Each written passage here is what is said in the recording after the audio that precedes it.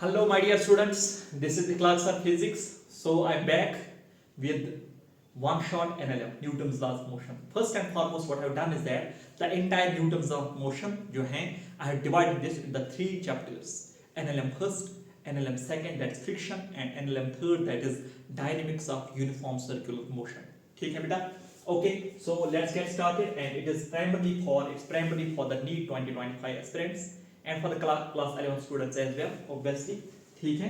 Okay. So have a look. This inertia is what? Inability. We'll start from basics, obviously. So inertia first and foremost, inability of a body to change its state of rest or uniform motion along a straight line. ये तो आपको पता है. First law भी आपको पता होना चाहिए. आपने क्लास 9 में पढ़ा है, क्लास 11 में पढ़ा है, ठीक है ना? A body at rest remains at rest. And a body moving with a uniform velocity continues to do so unless and until some external force is applied on it. ठीक है, remains at rest. Okay?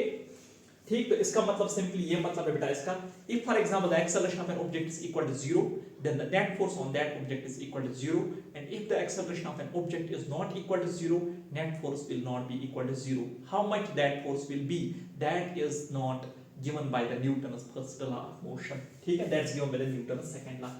तो यहाँ पे एक दो important points है बेटा.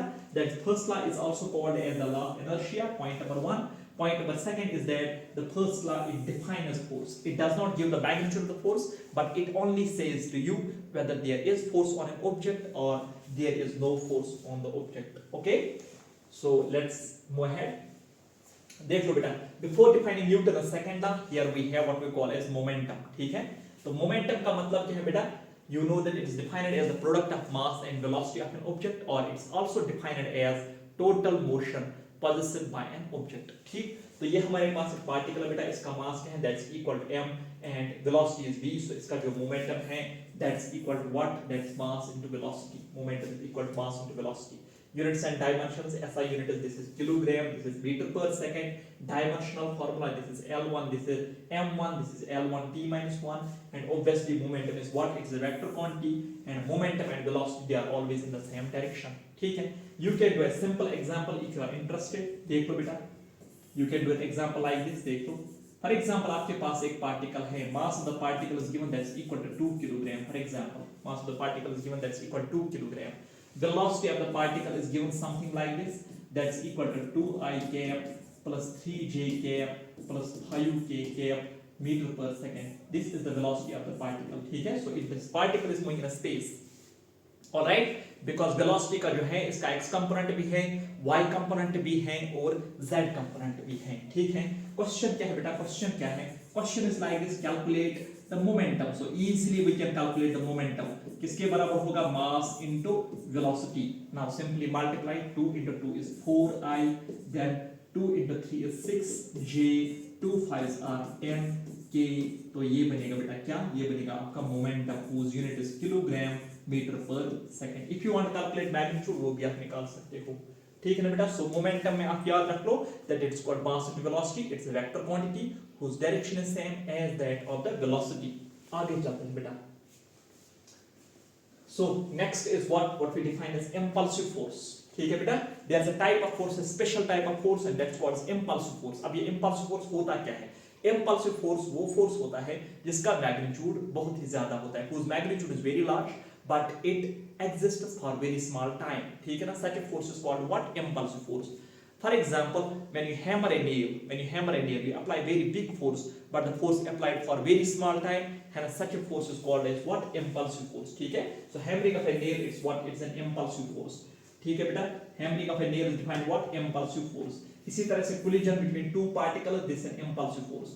Explosion is also impulsive force, simply because force exerted is very huge, but that impact that lasts for very small time. ठीक है ना. So next is impulse. How we define impulse? It's defined as the product of force and the time for which it exists. Like this, it is defined as impulse is equal to what? Force multiplied by time for which it acts. Number one. Number second is that it's also equal to the change in momentum of an object. ठीक है बेटा. So impulse is equal to this. Force multiplied by time, and that's in turn equal to what? Change in momentum. SI unit of impulse क्या होगा बेटा? Kilogram meter per second. What about dimensional formula? That is again same as that of the momentum, m1 l1 t minus 1. you can write down here that the momentum and the impulse have same units and dimensions. Have same units and dimensions. Have same units and dimensions. Units and dimensions. ठीक है ना बेटा? Simply because the impulse is equal to what change in momentum. As simple as that. Okay, let's move ahead. देख लीजिए बेटा, this is Newton's second law of motion for you. ठीक, इसका statement तो आपको पता है. What is statement? That is force is equal to acting on an object is equal to rate of change of momentum with respect to time. ठीक. Now what does that mean? That means force is equal to what? That's equal to dp divided by dt. ठीक है बेटा, ये आपके पास equation है. That's instantaneous rate of change of momentum with respect to time. ठीक. Number one. Number second is that what you can do is that इस momentum के बदले हम क्या लिख सकते हैं? Mass into velocity. ठीक. Now if for example this mass is constant, then pull this out. Rate of change of velocity जो होता है बेटा, we can write it like this: m into dv divided by dt. सही है ना बेटा? Now this dv by dt is what? That's equal to acceleration. तो आपके पास एक इक्वेशन आएगी बेटा, force is equal to mass into acceleration. But this equation, जो ये इक्वेशन आपके पास है, force is equal to mass into acceleration, याद रखो बेटा, it is true only if the mass is constant. If mass is variable, then this equation is not applicable. All right? तो next, for example, mass is variable. तब क्या होगा बेटा? यहाँ पे हम ऐसे लिख सकते हैं. What we can do is this. We can write it like this. हम यहाँ पे product rule use कर सकते हैं. M into dv by dt plus what?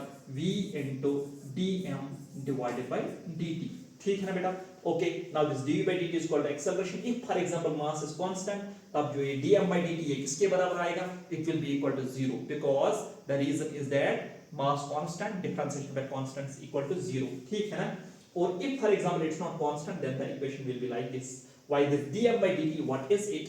It is called as the rate of change of mass with respect to time. ठीक है बेटा, ये वाली इक्वेशन हम तब यूज करते हैं when the mass is variable. When the mass is variable, ठीक है ना बेटा? For example, rocket propulsion problem is there, वहां पे हम यही इक्वेशन यूज करते हैं. ठीक है बेटा, you will see it later on. तो नेक्स्ट आपको पता होना चाहिए how we calculate the instantaneous force. Number one, how we calculate the average force and how we calculate the impulse or the change in momentum. तो simple सी mathematical equation है बेटा.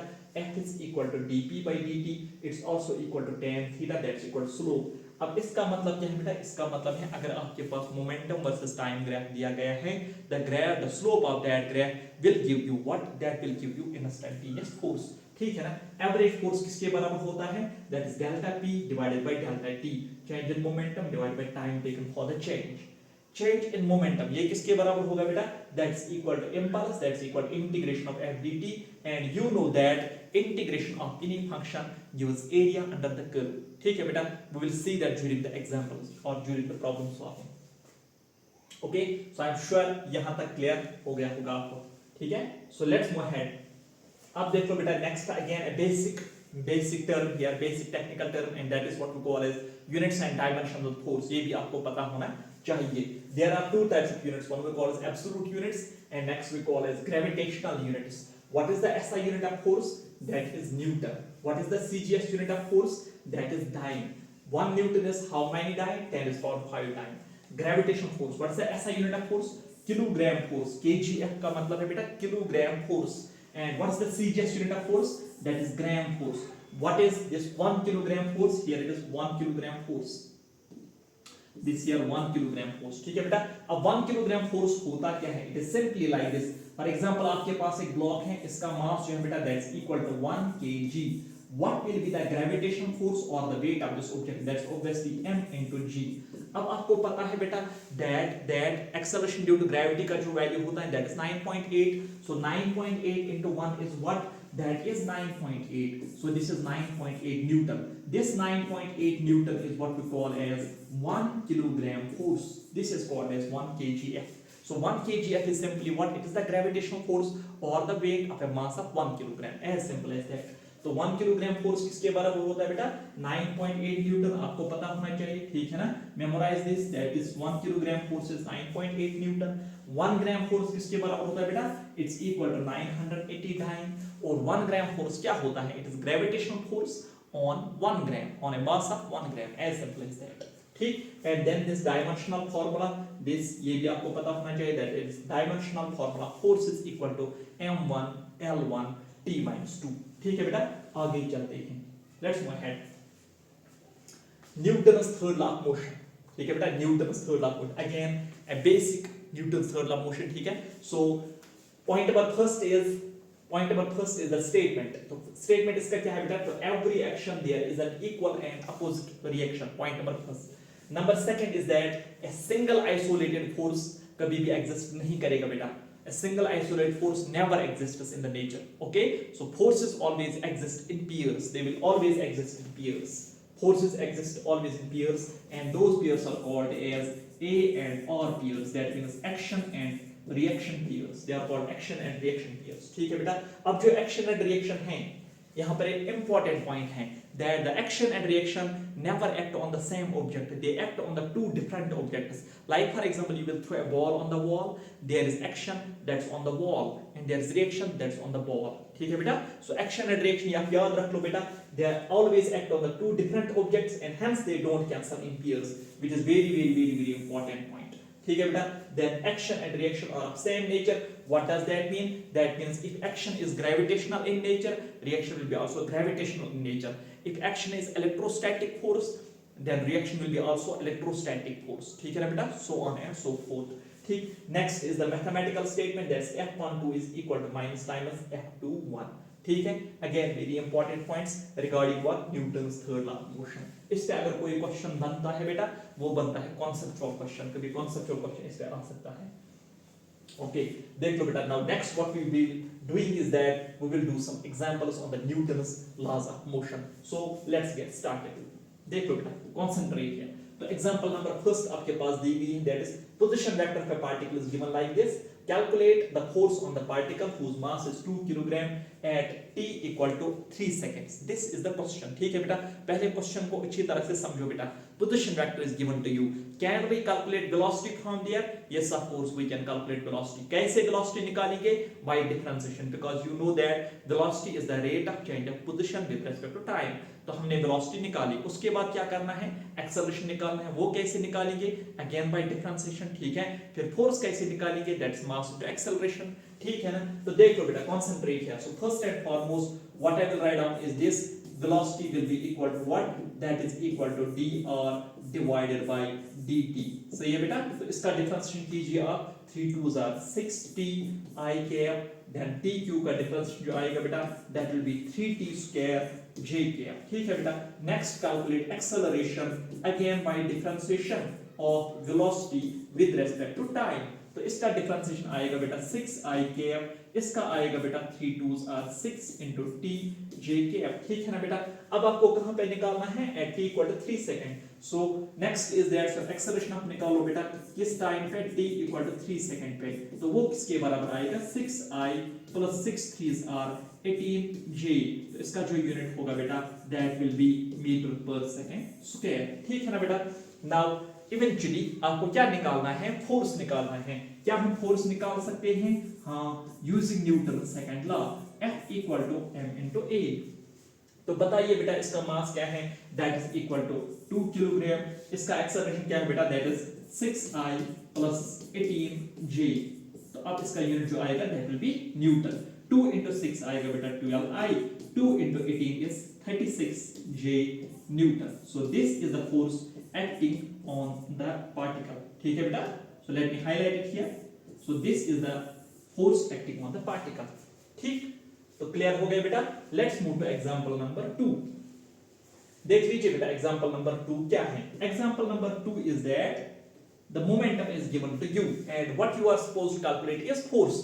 आप कौन सी इक्वेशन लगाओगे बेटा, आप न्यूटन सेकंड लॉ लगाओगे, because आपको पता है that according to Newton's second law force is equal to rate of change of momentum। so let's do it in an easy way।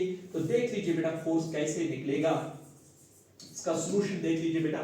तो फोर्स जो है that is equal to dp divided by what, dt, rate of change of momentum. हाँ बेटा इसका differentiation कीजिए आप quickly. So 3 2s are 6t, ठीक है बेटा, प्लस 2, उस 2 का डिफरेंशिएशन 0 आएगा, बिकॉज़ कांस्टेंट का डिफरेंशिएशन क्या होता है, 0 होता है। फिर हम t का वैल्यू क्या लगाएंगे बेटा, 2 लगाएंगे। सो 6 into 2 plus 2, 6 2s are 12 plus 2 is equal to what, 14 newton इसका आंसर आएगा बेटा।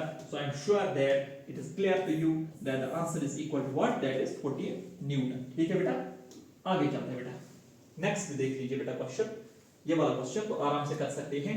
Force is given, force on a particle is, so force दिया गया है, आपको क्या निकालना है बेटा, you will have to calculate delta P और इम्पल्स। एक बात आप ध्यान में रखिए बेटा once for all, and that is जो एक चेंज इन मोमेंटम है और इम्पल्स है, इनका मैग्नीट्यूड भी सेम होता है और इनकी डायरेक्शन भी सेम होती है। तो चाहे आप डेल्टा पी निकालो या इम्पल्स निकालो, their value will be exactly same. ठीक है ना बेटा, so let's do it. So A part B part, तो ए पार्ट देख लीजिए बेटा, डेल्टा पी आप कैसे निकालोगे या इम्पल्स कैसे निकालोगे, इंटीग्रेशन करके एफ डी टी।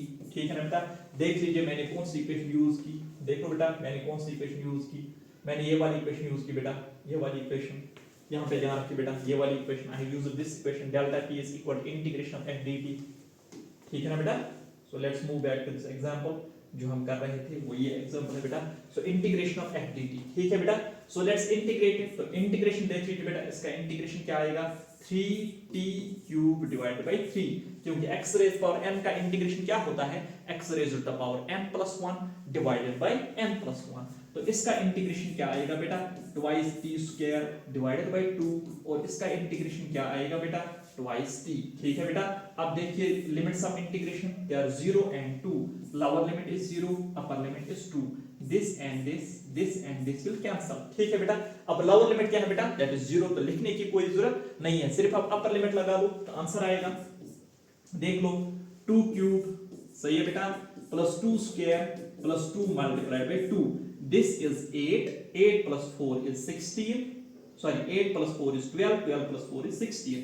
तो इसका जो आंसर आएगा बेटा वो आएगा 16 किलोग्राम मीटर पर सेकंड। तो ये रहा बेटा डेल्टा पी, या ये रहा बेटा इम्पल्स।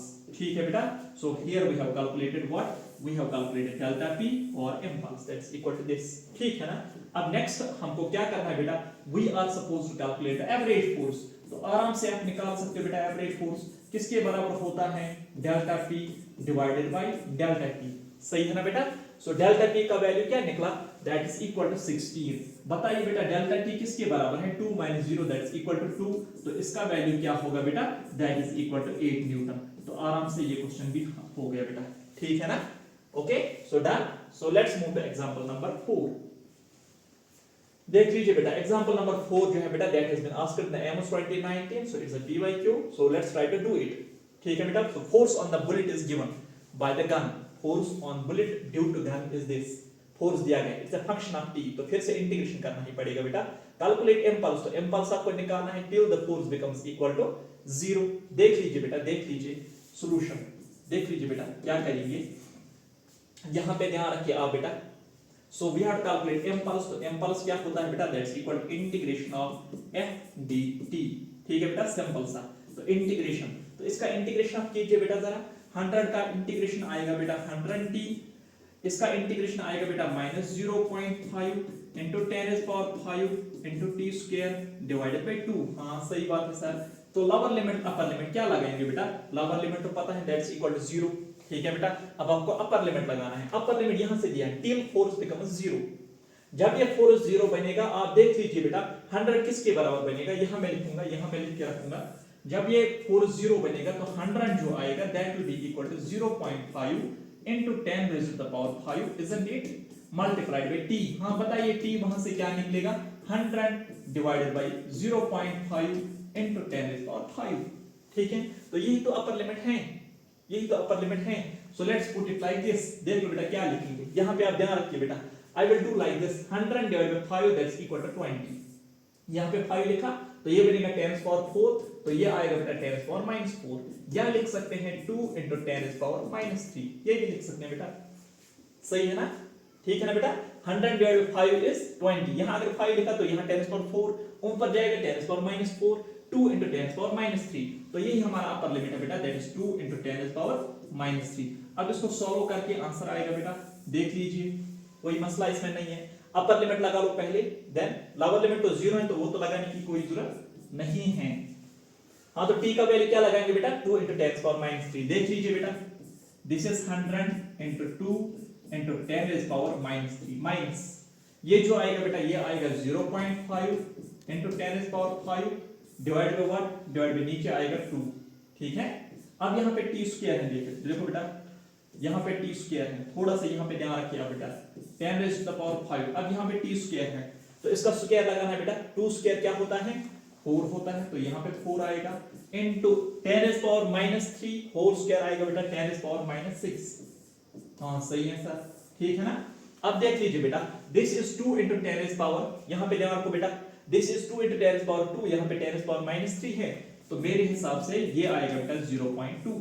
सिंपल सी बात है बेटा, क्या आएगा 0.2 माइनस, यहाँ पे ध्यान रखिए बेटा आप, यहाँ पे ध्यान रखिए 0.5 इंटू 4 हो गया 20, तो इसका मतलब ये और ये कैंसिल हुआ, बिकॉज 5 4 are 20, तो ये 2 आएगा, ये कैंसिल हो गया बेटा। 10⁻5 10⁻⁻6 10⁻⁻1 हुआ, तो वो आएगा बेटा 0.1, तो इसका जो आंसर आएगा बेटा दैट इज 0.1 यूनिट होगा किलोग्राम मीटर पर सेकंड। ठीक है बेटा, ये क्वेश्चन जेईई मेंस में भी आया है बेटा और एम्स में एक बार आया है, तो इसलिए मैंने दिखाया। ठीक है ना बेटा, okay so let's move ahead. देख लीजिए बेटा ये सिंपल सा क्वेश्चन है, नीट 2019 में आया है। इट्स गिवन लाइक दिस, यहां पे 3 फोर्सेस दिए गए बेटा in the diagram and these 3 forces are acting on the particle. These 3 forces are acting on the particle.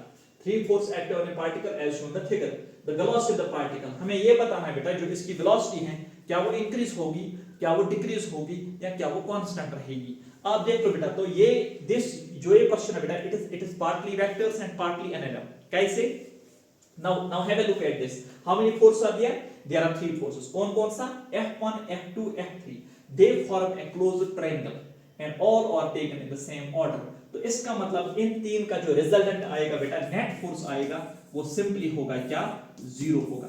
किसके बराबर होगा 0, क्योंकि वेक्टर्स में आपने पढ़ा होगा बेटा एक important point and that is if there are n number of vectors forming n adjacent sides per polygon taken in same order then their resultant will be 0। तो इनका रिजल्टेंट क्या है बेटा 0। अगर रिजल्टेंट 0 हुआ तो एक्सेलरेशन ऑफ द पार्टिकल क्या होगा 0 as per Newton second law. अगर एक्सेलरेशन 0 हुआ तो इसका वेलोसिटी क्या होगा कांस्टेंट होगा। तो इसका जो आंसर है बेटा that is velocity remains constant और वेलोसिटी रिमेन्स अनचेंज्ड। ठीक है बेटा, तो हो गया ये 2019 क्वेश्चन। आगे चलते हैं बेटा, ये वाला नेक्स्ट क्वेश्चन है। ठीक है ना, मोमेंटम वर्सेस टाइम ग्राफ। ठीक, इसके लिए आपको ये इक्वेशन याद रखनी है बेटा, ये वाली equation F is equal to dp by dt and that is in turn equal to tan theta। tan theta is equal to perpendicular divided by base। इसी को तो हम क्या कहते हैं बेटा स्लोप कहते हैं। क्या कहते हैं बेटा स्लोप कहते हैं। ठीक है ना बेटा, तो आराम से आप क्वेश्चन कर सकते हो अगर आप ये इक्वेशन लगाओगे। पहले देख लो बेटा a part z we had calculate force at t equal to 1 second, तो ये मान लो बेटा फॉर एग्जांपल थीटा। ठीक है ना, या थीटा 1। ठीक, तो ये रहा इसका परपेंडिकुलर और ये रहा इसका बेस, तो हो गया फोर्स। तो ए पार्ट देख लो बेटा, फोर्स किसके बराबर आएगा tan theta 1, so that is perpendicular divided by base. बताइए बेटा इस ट्रायंगल में परपेंडिकुलर क्या है 20 है सर, बेस कितना है बेटा 2 है, तो ये कितना निकला बेटा 20 डिवाइडेड बाय 2, 20 बाय 2 क्या है 10 न्यूटन निकलेगा आंसर। ठीक है, बी पार्ट देख लो बेटा फोर्स, यहां पे देख लो बेटा। अब इसका स्लोप जो है बेटा, इसका स्लोप है पॉजिटिव और इसका स्लोप जो है बेटा दैट इज नेगेटिव, तो ये वाला एंगल मान लो आप tan थीटा 2, तो इसके लिए ये है परपेंडिकुलर और ये है बेस। सही है ना बेटा, तो क्या लिखेंगे tan theta 2 that is equal to perpendicular divided by base. ठीक है ना बेटा, अब इसमें आप देख लीजिए परपेंडिकुलर इज 20 और base is 4, so 20 divided by 6 minus 2 that is equal to 4, तो 20 by 4 क्या निकला बेटा -5 न्यूटन लिखेंगे, क्योंकि स्लोप नेगेटिव है बेटा, तो इसका जो फोर्स आएगा that will be equal to -5 newton. ठीक है ना, पॉजिटिव स्लोप नेगेटिव स्लोप सिर्फ स्लोप ही निकालना है। ठीक, आगे चलते हैं बेटा। सी, यहां पे फोर्स वर्सेस टाइम ग्राफ दिया गया है बेटा, force versus time graph delta T, तो इसका मतलब आपको चेंज इन मोमेंटम या इंपल्स निकालना है। वो किसके बराबर होता है बेटा integration of F D T, पहले ही मैंने पढ़ाया है। तो so this is equal to area under the curve, integration gives area under the curve, differentiation gives slope of the curve. ठीक है, तो इसका एरिया निकालना है। अब अगर आप ये देखोगे बेटा जो ये एरिया है ये तो ट्रेपेजियम हुआ, क्या है बेटा ये ट्रेपेजियम। अच्छा, तो ठीक है बेटा, तो डेल्टा टी जो है that is equal to what area of trapezium, area of trapezium. अच्छा, आप मुझे बताइए बेटा एरिया ऑफ ट्रेपेजियम किसके बराबर होता है 1/2 sum of parallel sides into height। अब इसमें एक पैरेलल साइड कितना हुआ बेटा, दैट इज 6 प्लस दूसरा पैरेलल साइड कितना है बेटा 4 - 2 दैट्स इक्वल टू 2। ठीक है ना। Perpendicular distance height of the trapezium what's that, that's equal to 10। तो 6 + 2 हो गया बेटा 8, 8 × 10 इज 80, 80 डिवाइडेड बाय 2 इज 40। तो ये निकलेगा बेटा 40 kilogram metre per second. So this is delta T और this is impulse. Is that clear to you? ठीक है ना बेटा। सिर्फ एरिया निकालना है। एरिया ऑफ ट्रेपेजियम होता है बेटा 1/2 सम ऑफ पैरेलल साइड। एक पैरेलल साइड हुआ बेटा 6, दूसरा पैरेलल साइड इसका है दैट्स इक्वल टू 2 और जो हाइट है बेटा दैट्स इक्वल टू 10। हो गया question. B part that you want to calculate average force. हां निकाल सकते हैं, आराम से निकाल सकते हैं बेटा। तो एवरेज फोर्स आप देख लीजिए that's equal to delta P divided by what, delta T। हां बताइए बेटा डेल्टा P क्या है यहां पे, that is equal to 40 divided by delta T किसके बराबर है, what's time taken, that is 6। 40 divided by 6 हो गया बेटा 20 divided by 3 newton. This will be the average force exerted on the particle. ठीक है बेटा। आगे चलते हैं। देख लीजिए बेटा example number 8। This has been asked in AIPMT 2014। ठीक है बेटा। तो क्वेश्चन आप देख लीजिए। तो क्वेश्चन क्या है बेटा, कैलकुलेट डेल्टा P। लेकिन यहां पे 3 force versus time graph is given. फिर से मैं क्या बोलूंगा बेटा, फिर से मैं बोलूंगा delta P is equal to impulse that is equal to area under curve. ठीक है बेटा। अब यहां पे कुछ एरिया है बेटा which is above the time axis and there is some area which is below the time axis. तो मान लो बेटा this area is A1, this area is A2, this area is A3। ठीक है बेटा। so that means the delta P जो होगा यहाँ पे that will be equal to what, A1 plus A2 minus A3। take that area positive which is above the time axis and that area negative which is below the time axis। तो क्या A1 निकाल सकते हैं? हाँ निकाल सकते हैं। कैसे? 1/2 बेस इनटू हाइट। बताइए इसका बेस क्या है, दैट इज 2। इसका इस ट्रायंगल का हाइट क्या है, that's equal to 6। 6 2 12/2 is 6। Calculate कीजिए बेटा A2। A2 is this area, length into breadth. बताइए ये साइड क्या है बेटा, ये 3 है because this is 3। This is 8 - 4 is 4। 4 × 3 is equal to 12। Length into breadth that is equal to 12। Calculate A3। वो नीचे वाला एरिया है बेटा, ये वाला 4 - 2 तो ये रहा बेटा 2। This is equal to 3। ठीक है ना बेटा।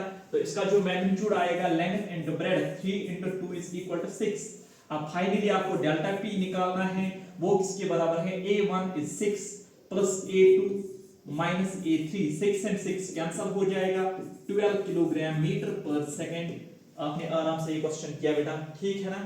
Question is PYQ AIPMT 2014। Again important question, जो ये वाला क्वेश्चन है बेटा बार बार इस पे क्वेश्चन आता है नीट में। ठीक है ना। तो देख लो, concentrate here. Collision of a ball with a wall.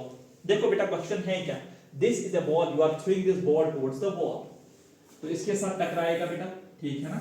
टकरा कर जो ये वापस आएगा। अब मैंने वो यहां पे लिखा है। ठीक है ना। इसका मास है m, final velocity is equal to v। ठीक है। क्वेश्चन क्या है बेटा, calculate delta P and calculate average force. तो आराम से आप डेल्टा P या एवरेज फोर्स निकाल सकते हो बेटा। सिर्फ डेल्टा P निकालने की जरूरत है, एवरेज फोर्स जो होता है वो होता है delta P divided by delta T। सही है ना। तो देख लीजिए बेटा आप, डेल्टा P का मतलब है P2 - P1। तो इसका जो मोमेंटम है P2 that's equal to what, m × v। सही है बेटा। इसका जो मोमेंटम है P1 that's equal to m × u। अगर आप ये वाला मोमेंटम पॉजिटिव लोगे तो ये वाला मोमेंटम क्या होगा बेटा, नेगेटिव होगा। ठीक है ना। So it is P2 - P1 that is equal to -mv - mu। ठीक है ना। ओके। तो मैग्नीट्यूड अगर इसका लिखोगे, वो लिखोगे बेटा, तो हम ऐसे लिखेंगे बेटा, this is equal to -m × v + u। सही है ना। अगर इसका मैग्नीट्यूड लिखना है वो आएगा m × v + u। That's it. तो ये रहा बेटा इसका delta P, change in momentum. ठीक है ना बेटा। Now there are some special cases, some special examples. Special example एक ये है बेटा, particle is thrown towards the wall, it gets stuck to the wall. When it gets stuck to the wall तो इसकी फाइनल वेलोसिटी क्या होगी, वो 0 होगी। अगर फाइनल वेलोसिटी 0 हुई तो ये 0 है, तो डेल्टा T किसके बराबर है बेटा, m × u। Now it can bounce in backward direction. इसकी जो वेलोसिटी है बेटा v is equal to u। ठीक है बेटा। तो इसका मतलब जो कोलिजन है that is called as perfectly elastic collision, जो हम पढ़ेंगे रिजिड बॉडी डायनामिक्स में। ठीक है बेटा। So it will collide. So u के बदले अगर आप v के बदले u लिखोगे तो ये जो आएगा इक्वेशन ये बनेगा ट्वाइस mu। सही है ना बेटा। अगर इस v के बदले u/2 लिखोगे 1/2 + 1 होता है बेटा 3/2। तो ये आएगा बेटा 3/2m into u, ठीक है। और अगर आपको एवरेज फोर्स निकालना है, divided by delta T, divided by delta T, divided by delta T, that's it, ठीक है ना बेटा। तो ये है जनरलाइज्ड इक्वेशन, इसमें v 0 रख लो तो mu आएगा, v के बदले u लिखो, u plus u is 2 u, v के बदले u by 2 plus u is 3/2 mu, ठीक है ना बेटा। क्लियर हो गया। आगे चलते हैं बेटा, नेक्स्ट आप देख लीजिए, नेक्स्ट क्या है, अगेन एन इंपॉर्टेंट एग्जांपल, ठीक है बेटा। एक क्वेश्चन इसमें आया था बेटा नीट 2021 में, तो देख लीजिए क्वेश्चन है क्या। Question is simply like this ball is dropped, तो इसकी इनिशियल वेलोसिटी क्या है बेटा, 0। बॉल कहां जाएगी, नीचे गिरेगी, फिर ऊपर वापस, ठीक है बेटा। Then it goes to this point. अब ये हाइट दी गई है बेटा, initial height is h, now the height up to which it bounces is equal to small h, ठीक है। So velocity before, just before the collision will be equal to this, ये velocity, this is called as striking velocity. अगर आपको याद होगा kinematics में, motion under gravity में आपने पढ़ा होगा, मैंने particle is dropped down, the velocity with which it will strike the ground will be equal under root of 2gh। इसमें कोई मसला नहीं है, आप निकाल भी सकते हो बेटा। Initial velocity is 0, use equation v² - u² equal to 2as, तो आराम से वहां से जो इक्वेशन निकलेगा वो ये होगा, ठीक है। अब आप क्वेश्चन क्या है बेटा, क्वेश्चन ये है calculate delta p and average force. तो पहले यहाँ पे जनरलाइज्ड रिजल्ट आप देख लीजिए बेटा, जो इनिशियल वेलोसिटी बिफोर कोलिजन है that's equal under root of 2gh। अब जो ये वापस जाएगा आपका हाइट h, ये v डैश किसके बराबर होगा, under root of 2g small h, ठीक है ना। क्योंकि अगर ये यहां तक वापस जाएगा तो जो ये वेलोसिटी होगी, velocity after collision will be equal to velocity before collision. अब ये यहां तक जा रहा है इन जनरल, सो दिस, ठीक। डेल्टा की हमने प्लस क्यों लिया बेटा, because initial momentum minus final momentum. अगर इसको पॉजिटिव लोगे तो इसको नेगेटिव लेना पड़ेगा, माइनस माइनस प्लस हो जाएगा, तो ये बनेगा बेटा जनरलाइज्ड इक्वेशन ये वाला।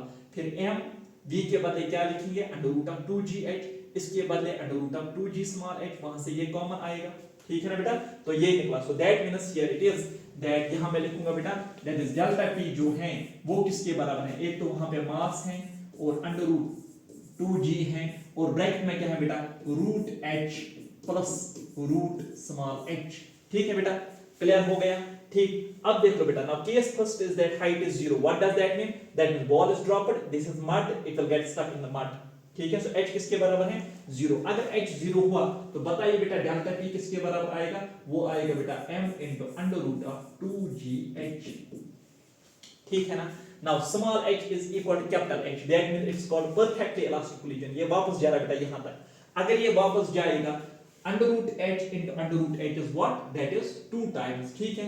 तो वो जो आएगा वो आएगा बेटा m into under root of 2g h plus h is 2h, तो यहाँ पे 2h आएगा, ठीक है। फिर हम ऐसे भी लिख सकते हैं बेटा delta p is equal to 2 2 4, वो बाहर आएगा, twice m under root of g into h। फिर अगर h और m का वैल्यू दिया गया होगा, you can put the value and get the answer, ठीक। अब इसी h के बदले क्या दिया गया बेटा, h/2, तो देख लीजिए बेटा ये इक्वेशन क्या बनेगी, this will be equal to m into under root of 2g, यहाँ इस h के बदले h है और इस h के बदले h/2 है, ठीक है बेटा। तो क्या आएगा बेटा ये, so I can write it like this, wait a moment, what I will write down is this, देख लीजिए बेटा m into under root of 2g, ठीक है बेटा, 2g into what, into under root of h plus small h के बदले क्या लिखेंगे, under root of h divided by 2, as simple as that, keep it as such, ठीक है बेटा। फिर अगर h का वैल्यू दिया गया है, स्मॉल h का, कैपिटल H का वैल्यू दिया गया है, you can put the value and get the answer for the delta p, ठीक है। तो ये वाला क्वेश्चन जो कि सेकंड, वो आया था बेटा नीट 2021 में, तो इसका जो आंसर है वो ये है। और अगर फिर क्वेश्चन में h और m दिया गया है, you can put the value and get delta p। देख लीजिए बेटा ये अगेन इंपॉर्टेंट क्वेश्चन है, दो बार नीट में आया है, नीट 2023 में और नीट 2016 में। क्वेश्चन डिफिकल्ट नहीं है, इजी है बेटा क्वेश्चन। क्वेश्चन है क्या, collision of a ball with the ball at an angle theta. तो बॉल को अब हमने फेंका ऐसे एट एन एंगल थीटा, तो बॉल यहां से जाएगा, this is angle of incidence which is theta, this is angle of reflection which is equal to theta.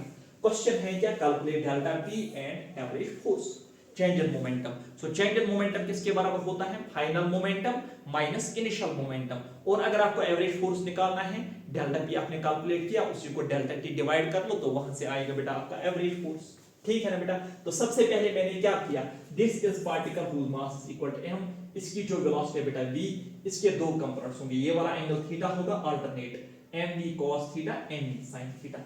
ये वाला एंगल थीटा, ये थीटा, तो इस v के जो इसका भी मास है m, इस कंपोनेंट, इस मोमेंटम के दो कंपोनेंट्स होंगे mv cos theta and mv sin theta.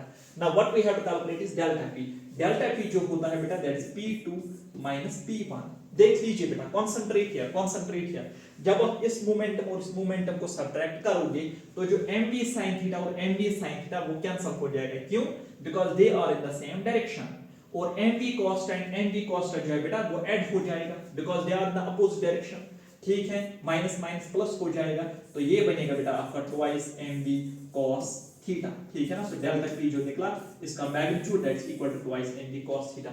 ये वाला कंपोनेंट और ये वाला कंपोनेंट जो है बेटा वो कैंसिल हो जाएगा, ये दो कंपोनेंट्स कैंसिल हो जाएंगे और ये दो कंपोनेंट्स ऐड हो जाएंगे। ठीक है, और अगर आपको एवरेज फोर्स निकालना है आराम से निकाल सकते हो बेटा, cos theta divided by what, delta t। ठीक है ना, फॉर एग्जांपल थीटा दिया गया है 60 डिग्री, तो यहां पे 60 लगा लो, cos 60 हो गया 1/2, तो mv आएगा। थीटा दिया गया है 30 डिग्री, यहां पे 30 लगा लो, cos 30 होता है बेटा √3/2। यहां पे थीटा 45 डिग्री है, यहां पे 45 लगा लो 1/2। सिर्फ एक चीज का ध्यान रखना है बेटा, एक चीज का, अगर आपके पास ये वाला एंगल दिया गया है सपोज 30 डिग्री, तो वहां पे थीटा 30 नहीं है, वहां पे थीटा 60 है। बस ये चीज आपको ध्यान में रखना है बेटा। ठीक है ना, बाकी तो प्रॉब्लम इजी है। तो ये रहा इंपॉर्टेंट रिजल्ट, ये याद आप रखो ना रखो एक ही बात है, क्योंकि डेल्टा टी तो डिवाइड ही करना है। ठीक है ना बेटा, आगे चलते हैं। देख लीजिए बेटा, this is a question that has been asked in the NEET 2023। Again it is based on a concept that the average force that is equal delta p by delta t। तो उसका मतलब ये है द फोर्स जो है, force की direction that will be same as that of the change in momentum, as simple as that. देखो बेटा क्वेश्चन है क्या, प्लेयर मूव साउथवर्ड, तो पहले तो प्लेयर चल रहा है बेटा टुवर्ड्स साउथ, तो ये बेटा south, so this is initial momentum, and then turns towards east, ये बेटा ईस्ट, तो फाइनल मोमेंटम टुवर्ड्स ईस्ट है विद सेम स्पीड। तो इसका मतलब ये और ये इनका जो मैग्नीट्यूड है दैट इज सेम। तो मान लो बेटा इसका जो मैग्नीट्यूड है दैट इज p, इसका भी मैग्नीट्यूड क्या है बेटा, that is equal to p। Clear? Direction of force on the player is, ठीक, जब ये मुड़ेगा टुवर्ड्स व्हाट, टुवर्ड्स ईस्ट। ठीक है, तो आपको ये बोलना है बेटा there will be force exerted on the player, ठीक है बेटा, तो उसकी डायरेक्शन क्या होगी। Simply find what is the direction of delta p, the problem is done. आप मुझे बताइए बेटा सबसे पहले ये डेल्टा p किसके बराबर होता है, ये होता है बेटा p2 p1। हाँ सर यही होता है, तो क्या हम ऐसे लिख सकते हैं, can we write like this p2 p1। हाँ सर ये भी लिख सकते हैं, क्योंकि plus into minus is minus. ठीक है ना बेटा, तो असल में जो डेल्टा p है it's actually the addition of p2 and p1, ये भी सही है। So this is p2, this is p1, this is -p1 का मतलब जिसका मैग्नीट्यूड सेम हो लेकिन डायरेक्शन क्या होनी चाहिए बेटा, अपोजिट होनी चाहिए। ठीक है ना, नाउ दीस आर टू, और इसका जो मोमेंटम, इसका जो मैग्नीट्यूड होता है वो भी p ही होगा। ठीक है, नाउ दिस एंड दिस, अब इनका जो resultant delta t that will be along this direction making an angle of 45 degree with the east. तो इस डायरेक्शन को हम क्या कहते हैं, this is east, this is north, तो इसको हम कहेंगे नॉर्थ ईस्ट। ठीक है ना बेटा, तो इसकी जो डायरेक्शन होगी that will B north east, so this is the answer, that is north east. तो कोई इसमें मसला नहीं था बेटा। सो आस्क्ड इन नीट 2023। आगे चलते हैं बेटा, have a look, this question is based on conceptual question, reason assertion question है बेटा, and is based on the Newton's third law of motion। देख लीजिए बेटा, पहले assertion को अलग पढ़िए आप, forget about the reason। Action and reaction are always equal and opposite, still they don't cancel each other। Nice statement, ठीक है ना बेटा, correct statement, absolutely correct। तो ये है बेटा correct। अब इसको अलग पढ़िए, action and reaction act on two different bodies, true or false? True है, ये भी सही है। अब दोनों स्टेटमेंट्स को साथ में पढ़िए, बीच में बिकॉज लगाइए, action and reaction are always equal and opposite, still they don't cancel each other because action and reaction act on the two different bodies. ठीक है बेटा, तो इसका मतलब ये है that assertion is true, assertion is true। ठीक है बेटा, and reason is true, reason is also true, and जो assertion है बेटा is correct explanation, is correct explanation, sorry, reason जो है बेटा, reason that's correct explanation of assertion, reason is correct explanation of assertion। ठीक है बेटा, यहाँ पे ये reason है, that's the correct explanation of the assertion। alright, ठीक, आगे चलते हैं। तो देख लीजिए बेटा, जो नेक्स्ट टॉपिक हमारा है that's very very important and that's forces in mechanics and the free body diagrams। ठीक है, ओके, तो यहाँ ध्यान रखिए बेटा। तो पहले मैंने मेंशन किया कौन कौन सा फोर्स हम डिस्कस करने जा रहे हैं बेटा, और the forces which we will be dealing with in the mechanics, ठीक है। तो देख लीजिए बेटा कौन कौन सा फोर्स हैं। तो सबसे पहला जो फोर्स है बेटा that's weight, W equal to m into g। दूसरा है बेटा normal reaction, then tension in string, then spring force, then pseudo force, friction and centripetal force. For time being will discuss only these three forces. पहले हम ये तीन forces discuss करेंगे, बाद में जब इनकी बारी आएगी तो वहां पर इनको हम डिस्कस करेंगे। तो देख लीजिए बेटा नेक्स्ट क्या है। तो सबसे पहले वेट, तो वेट किसके बराबर होता है, what's the magnitude of weight, that is m into g, while m is the mass of the particle and g is the acceleration due to gravity whose value is equal to 9.8 or 10 meter per second square on the surface of earth or close to the surface of earth vertically downwards, ठीक है बेटा। Always इसकी direction जो होगी that will B vertically downwards. It is a non contact force. Non contact force का मतलब है बेटा whether two blocks are in contact or not, whether a block is in contact with anything else or not, the weight will still exist, weight तब भी exist करेगा। Normal reaction जो है बेटा it's a pressing force between two planes, ठीक है ना, it's always perpendicular to plane of contact. ये याद रखिए बेटा, जो नॉर्मल रिएक्शन है it's not necessarily vertically upwards, it's perpendicular to plane of contact, ठीक है। तो कांटेक्ट फोर्स है, इसका मतलब नॉर्मल रिएक्शन तब एग्जिस्ट करेगा जब कांटेक्ट होगा, कांटेक्ट नहीं होगा नॉर्मल रिएक्शन एग्जिस्ट नहीं करेगा, ठीक है ना। तो देख लीजिए बेटा next is tension in string. So it's always pulling in nature because with the help of string you can only pull an object directed along the length of the string, it's always directed along the length of the string, ठीक है। मान लीजिए बेटा for example ये आपके पास एक block है, तो ये है बेटा स्ट्रिंग, तो टेंशन जो होगा या तो डाउनवर्ड्स आप दिखा सकते हो या तो अपवर्ड्स दिखा सकते हो, it will be directed along the length of the string. Contact force है, ठीक है। टेंशन, ये वाला पॉइंट है इंपॉर्टेंट बेटा, that is tension at every point of the string। मान लो बेटा यहां से लेकर यहां तक एक स्ट्रिंग है, इसका जो मास है that's equal to 0, very small, negligibly small, so we can take that is equal to 0। तब टेंशन हर जगह क्या होगा बेटा, सेम, वही पॉइंट हमने लिखा, the tension is constant along the length of the string if mass is 0 of the string. अगर tension अगर मास 0 नहीं हुआ तो टेंशन भी कांस्टेंट नहीं होगा, ठीक है बेटा।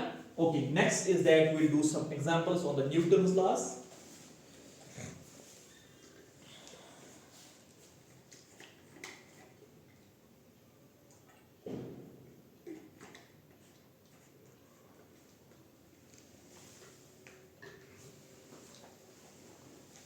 तो नेक्स्ट देख लीजिए बेटा, now what I have divided is that all these problems I have divided them in the different parts, in the different types, type first, type second, और हर एक टाइप के लिए मैंने एक शॉर्टकट टेक्निक तैयार रखी है बेटा आपके लिए, तो यहाँ पे ध्यान रखिए बेटा।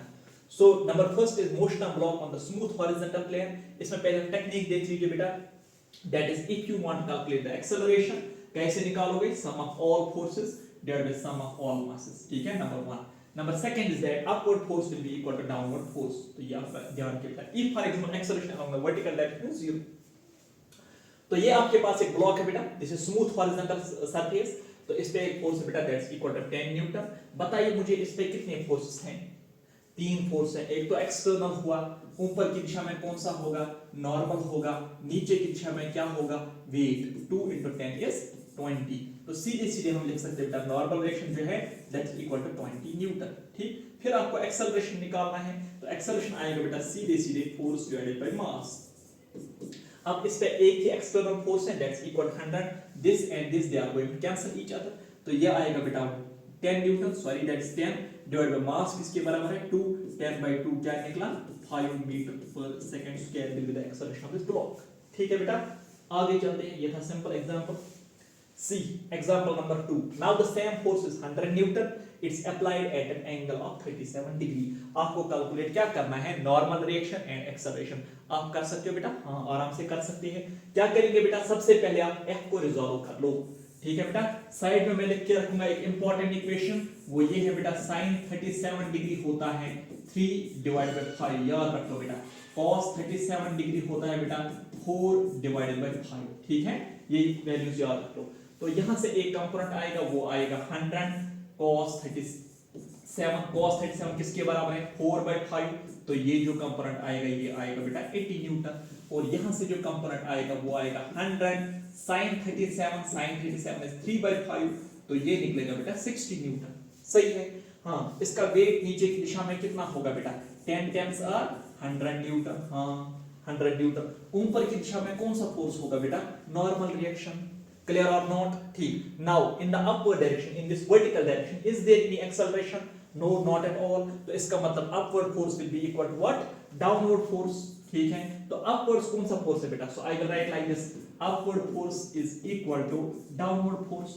अपवर्ड्स कितने फोर्स है बेटा? एक तो m है और 60 है। ठीक है ना, तो लिखूंगा ऐसे m + 60। हम बताइए बेटा नीचे की दिशा में कौन सा फोर्स है? That is equal to 100। 60 कहां जाएगा? वहां। 100 - 60 किसके बराबर आएगा बेटा? That is equal to 40 newton. तो निकला normal. B part is that you want to calculate acceleration. अब इसमें जो चलाने वाला फोर्स बनेगा बेटा वो बनेगा 80 Newton. This will be the driving force. ठीक है बेटा? ठीक, तो acceleration क्या लिखेंगे बेटा? Sum of all forces divided by sum of all masses. तो बचा सिर्फ एक फोर्स, वो है बेटा 80 न्यूटन। तो 80 न्यूटन की वजह से एक्सेलरेट करेगा। ठीक है ना बेटा? Divide by what's the mass? That is 10। 80/10 किसके बराबर होता है? 8 मीटर पर सेकंड स्क्वायर निकला बेटा इसका एक्सेलरेशन। 40 न्यूटन निकला बेटा नॉर्मल रिएक्शन। ठीक है, आगे चलते हैं। तो ये वाला क्वेश्चन है बेटा, अगेन इट इज सिमिलर। तो यहां से जो कंपोनेंट होगा that will be equal to what? cos 37। तो ये आएगा बेटा 80 न्यूटन। नीचे की दिशा में आएगा बेटा 60 न्यूटन। इसका जो वेट नीचे की दिशा में होगा वो होगा 100 न्यूटन। ऊपर की दिशा में क्या होगा? Normal reaction. आगे की दिशा में एक्सेलरेट करेगा। इससे आगे ये होम असाइनमेंट है बेटा, ये आप खुद करोगे and I am sure you can do it. Okay, तो टाइप फर्स्ट हो गया बेटा। Type second is this, that is block on block. इसमें क्या होता है बेटा? One block is placed on the surface, another block is placed on the first block, then third block is placed on the second block. तो इसमें आपको calculate क्या करना होता है? You are supposed to calculate normal reaction. ठीक है ना बेटा? You are supposed to calculate normal reactions. ठीक है, नॉर्मल रिएक्शन और normal force for that matter. ठीक, तो इसके लिए कोई टेक्निक है? हाँ, टेक्निक है, वहां आप देख लीजिए बेटा। Technique is this, that is normal reaction will be always contributed by the mass that lie above. So normal reaction का mass above the plane multiplied by acceleration due to gravity. उसका मतलब क्या है? यहाँ समझिए बेटा, n1 हम निकालेंगे। बताइए बेटा, what's the mass above this plane? What's the mass above this plane? That is 6 + 4. 6 + 4. Acceleration due to gravity g. 6 + 4 किसके बराबर हो गया बेटा? 10. 10 10 सा 100. हाँ, ये आएगा बेटा 100 न्यूटन। तो इस पे जो फोर्स अप्लाई होगा that will be the weight of this plus weight of this. So 60 + 40 that's equal to 100. इस पे जो नॉर्मल रिएक्शन होगा बेटा इस प्लेन ऑफ कांटेक्ट पे, इस पे, ठीक है, that will be only because of 4, that will not be because of 6. तो n2 किसके बराबर होगा बेटा? What's the mass above? That is 4 multiplied by g. 4 10 सा 40 न्यूटन हो गया आंसर। एग्जांपल नंबर सेकंड देख लीजिए बेटा, कॉन्सेप्ट सेम है। n1 let's calculate n1, let's calculate n2 and let's calculate m3। ठीक है बेटा? अच्छा, किसके बराबर होता है मास अबव? बताइए बेटा, this is the plane of contact. What's the mass above? 10 + 6 + 4, 10 + 6 + 4 multiplied by g, acceleration due to gravity. 6 + 4 हो गया बेटा 10, 10 + 10 is 20, 20 × 10 is 200 न्यूटन आएगा बेटा ये फोर्स। यस और नो? n1 होगा बेटा बिकॉज़ ऑफ 10, 6 and 4, n2 होगा only because of 6 and 4। These are the mass of the blocks. तो ये बेटा 6 + 4 मल्टीप्लाइड बाय g, तो वो हो गया बेटा 100 न्यूटन। ठीक है, what's the mass about this plane of contact? That is 4, तो वो हो गया बेटा 4 × g, तो वो आएगा बेटा 40 न्यूटन। आराम से आप क्वेश्चन कर सकते हो। ठीक है ना? ओके, नेक्स्ट देख लीजिए बेटा, टाइप थर्ड। अगेन एक टेक्निक है, हर एक टाइप के लिए एक टेक्निक है बेटा, एंड वेरी इंपॉर्टेंट टेक्निक देख लो बेटा, that is blocks in contact. अब जो ये वाला क्वेश्चन है बेटा, it is continuous asker, it is very very important. कम से कम 2-3 बार अभी तक आया है बेटा नीट में ये वाला क्वेश्चन। ठीक है ना? तो अगर आपको इसमें आपको कैलकुलेट क्या करना होता है? You are supposed to calculate acceleration and contact forces between the blocks. This is what you will have to calculate in these types of problems. Number 1 आपको क्या निकालना पड़ेगा बेटा? एक्सेलरेशन, और नंबर 2 आपको क्या निकालना पड़ेगा बेटा? Contact force. ठीक है, एक्सेलरेशन आप आराम से निकाल सकते, कोई दिक्कत नहीं है बेटा। That is summation of all forces divided by summation of all masses. And मैंने यहां पे लिखा बेटा CWF, इसका मतलब है चलाने वाला फोर्स। RWF इसका मतलब है बेटा रोकने वाला फोर्स। अब आपका वहां से क्वेश्चन होगा, सर इसमें हम चलाने वाला फोर्स कौन सा लेंगे और रोकने वाला फोर्स कौन सा लेंगे? ठीक है ना? तो उसके लिए सिंपल टेक्निक ये है बेटा, if a force is parallel to acceleration in the direction of acceleration, that will be चलाने वाला force, and if a force is opposite to acceleration, that will be रोकने वाला force. बस ये इसमें ध्यान रखना बेटा, divided by total mass. और normal reaction जो है बेटा, normal reaction यहाँ हम कह सकते हैं contact force. Rather I will write down here contact force. Let me write down here, this is contact force. Contact force and normal reaction एक ही बात है बेटा. That is mass away from capital F divided by total mass into external force. जो ये है ना बेटा, ये technique it's very very important. Important क्यों है? अगर आपको ये टेक्निक नहीं पता है, then in that very case आपको करना क्या पड़ेगा? पहले एक्सेलरेशन निकालना है, सही है, फिर फ्री बॉडी डायग्राम एक ब्लॉक के लिए बनानी है, फिर उस पे न्यूटन सेकंड लॉ. इतना टाइम हमारे पास नीट में नहीं होता बेटा. So directly without calculating acceleration और without constructing any free body diagram आप इस इक्वेशन से कांटेक्ट फोर्स निकाल सकते हो. तो देख लो बेटा हियर, देखो this question has been asked in NEET 2023. इसमें आपको सिर्फ क्या निकालना है? Contact force. So let's calculate only contact force between A and B. Here I will write down FAB. FA, let me write that technique here. Mass away from capital F divided by summation of all mass or total mass multiplied by external force. देख लीजिए बेटा इसका मतलब क्या है. बताइए बेटा यहाँ पे कितने ब्लॉक्स हैं? दो, एक का मास है 2, दूसरे का मास है 3. This is the plane of contact जिस पे हमें फोर्स निकालना है. क्वेश्चन ऐसे भी हो सकता है बेटा, what is the force between A and B, और what is the force exerted by A on B, और what is the force exerted by B on A. It's one and the same thing. ठीक है बेटा. तो contact ये है, this 2 it is towards F, this 3 it is away from F. तो away from F लिखेंगे. Total कितना हुआ? 2 + 3. एक्सटर्नल फोर्स दिया गया है, कितना है? 10. इसको सॉल्व कर लो बेटा. 3 10s are 30, 2 + 3 is 5, 6 न्यूटन निकला आंसर. क्या हमने एक्सेलरेशन कहीं पे निकाला? नो सर, हमने एक्सेलरेशन कहीं पे निकाला. डायरेक्टली आपको क्या निकला बेटा? Answer that is equal to 6 newton. अगर आप एक्सेलरेशन भी निकालना चाहते हो, आराम से एक्सेलरेशन निकाल सकते हो बेटा. Total force is 10, total mass is 5. 10 by 5 आएगा बेटा 2 मीटर पर सेकंड स्क्वायर. लेकिन ये आपको नहीं कैलकुलेट करना था. ठीक है, आपको कैलकुलेट करना था 6 newton and we are done with that. देख लीजिए बेटा और एक एग्जांपल. AIPMT 2050 मैंने आपको बोला इसके 3 क्वेश्चंस अभी तक आए हैं बेटा. देखो, you had calculate force between, इसमें आपको सिर्फ निकालना था force between B and C, but let's calculate force between A and B and B and C. ठीक है, let's calculate both the forces. देख लीजिए बेटा क्या है. This is plane of contact. ठीक है ना बेटा, FAB. अब देख लो बेटा, इस प्लेन ऑफ कांटेक्ट पे यहां पे फोर्स है बेटा 14 न्यूटन. इनमें से कौन सा मास है टुवर्ड्स और कौन सा मास है अवे? आप बताइए सर, ये 2 और 1 है अवे, तो वही लिख लो. टोटल कितना है? 4 + 2 is 6 + 1 is 7. एक्सटर्नल फोर्स कितना है बेटा? 14. प्रॉब्लम खत्म हो गई बेटा. 7 1 7 2, 2 + 1 is 3, 3 2 is 6 न्यूटन आएगा आंसर. ठीक है ना. और ले आप क्वेश्चन को कर सकते हो बेटा अगर आपने ये टेक्निक अच्छी से सीखी. FBC, देखो बेटा FBC यहां पे ध्यान दें. अब आपको इस कांटेक्ट पे फोर्स निकालना है. देख लीजिए बेटा, these two mass are towards, this one is away, तो away वाला 1, total 7, external 14, 14 by 7 हो गया बेटा 2 न्यूटन. आराम से निकला. तो कोई मसला नहीं, कोई दिक्कत नहीं. अगर आपको एक्सेलरेशन चाहिए, एक्सेलरेशन भी निकाल सकते हो, इसमें कोई मसला नहीं बेटा. टोटल फोर्स कितना? 14. बताइए बेटा टोटल मास कितना? 4 + 2 + 1 दैट इज 7. 14 by 7 क्या है बेटा? 2 मीटर पर सेकंड स्क्वायर. आराम से हम निकाल सकते हैं. ठीक है ना. ओके, आगे चलते हैं. Next have a look on this. यहां पे 2 फोर्स बेटा मैंने लिए हैं. This has not been asked in the NEET, लेकिन ये एक प्रैक्टिस एग्जांपल है. थोड़ा सा डिफिकल्ट मैंने क्वेश्चन बनाया. ओके, तो आपको क्या निकालना है? Force between AB and then force between BC. यहां पे इस प्लेन ऑफ कांटेक्ट. ठीक. So let's first of all calculate force AB. ठीक है. अच्छा, हाँ सर वहां तो आपने बताया था मास अवे, लेकिन यहाँ पे तो 2 फोर्स है. यहाँ पे क्या करेंगे? देखो बेटा क्या करेंगे. पहले आप सिर्फ F1 को मान लो, F2 को भूल जाओ. F1 को मान लो.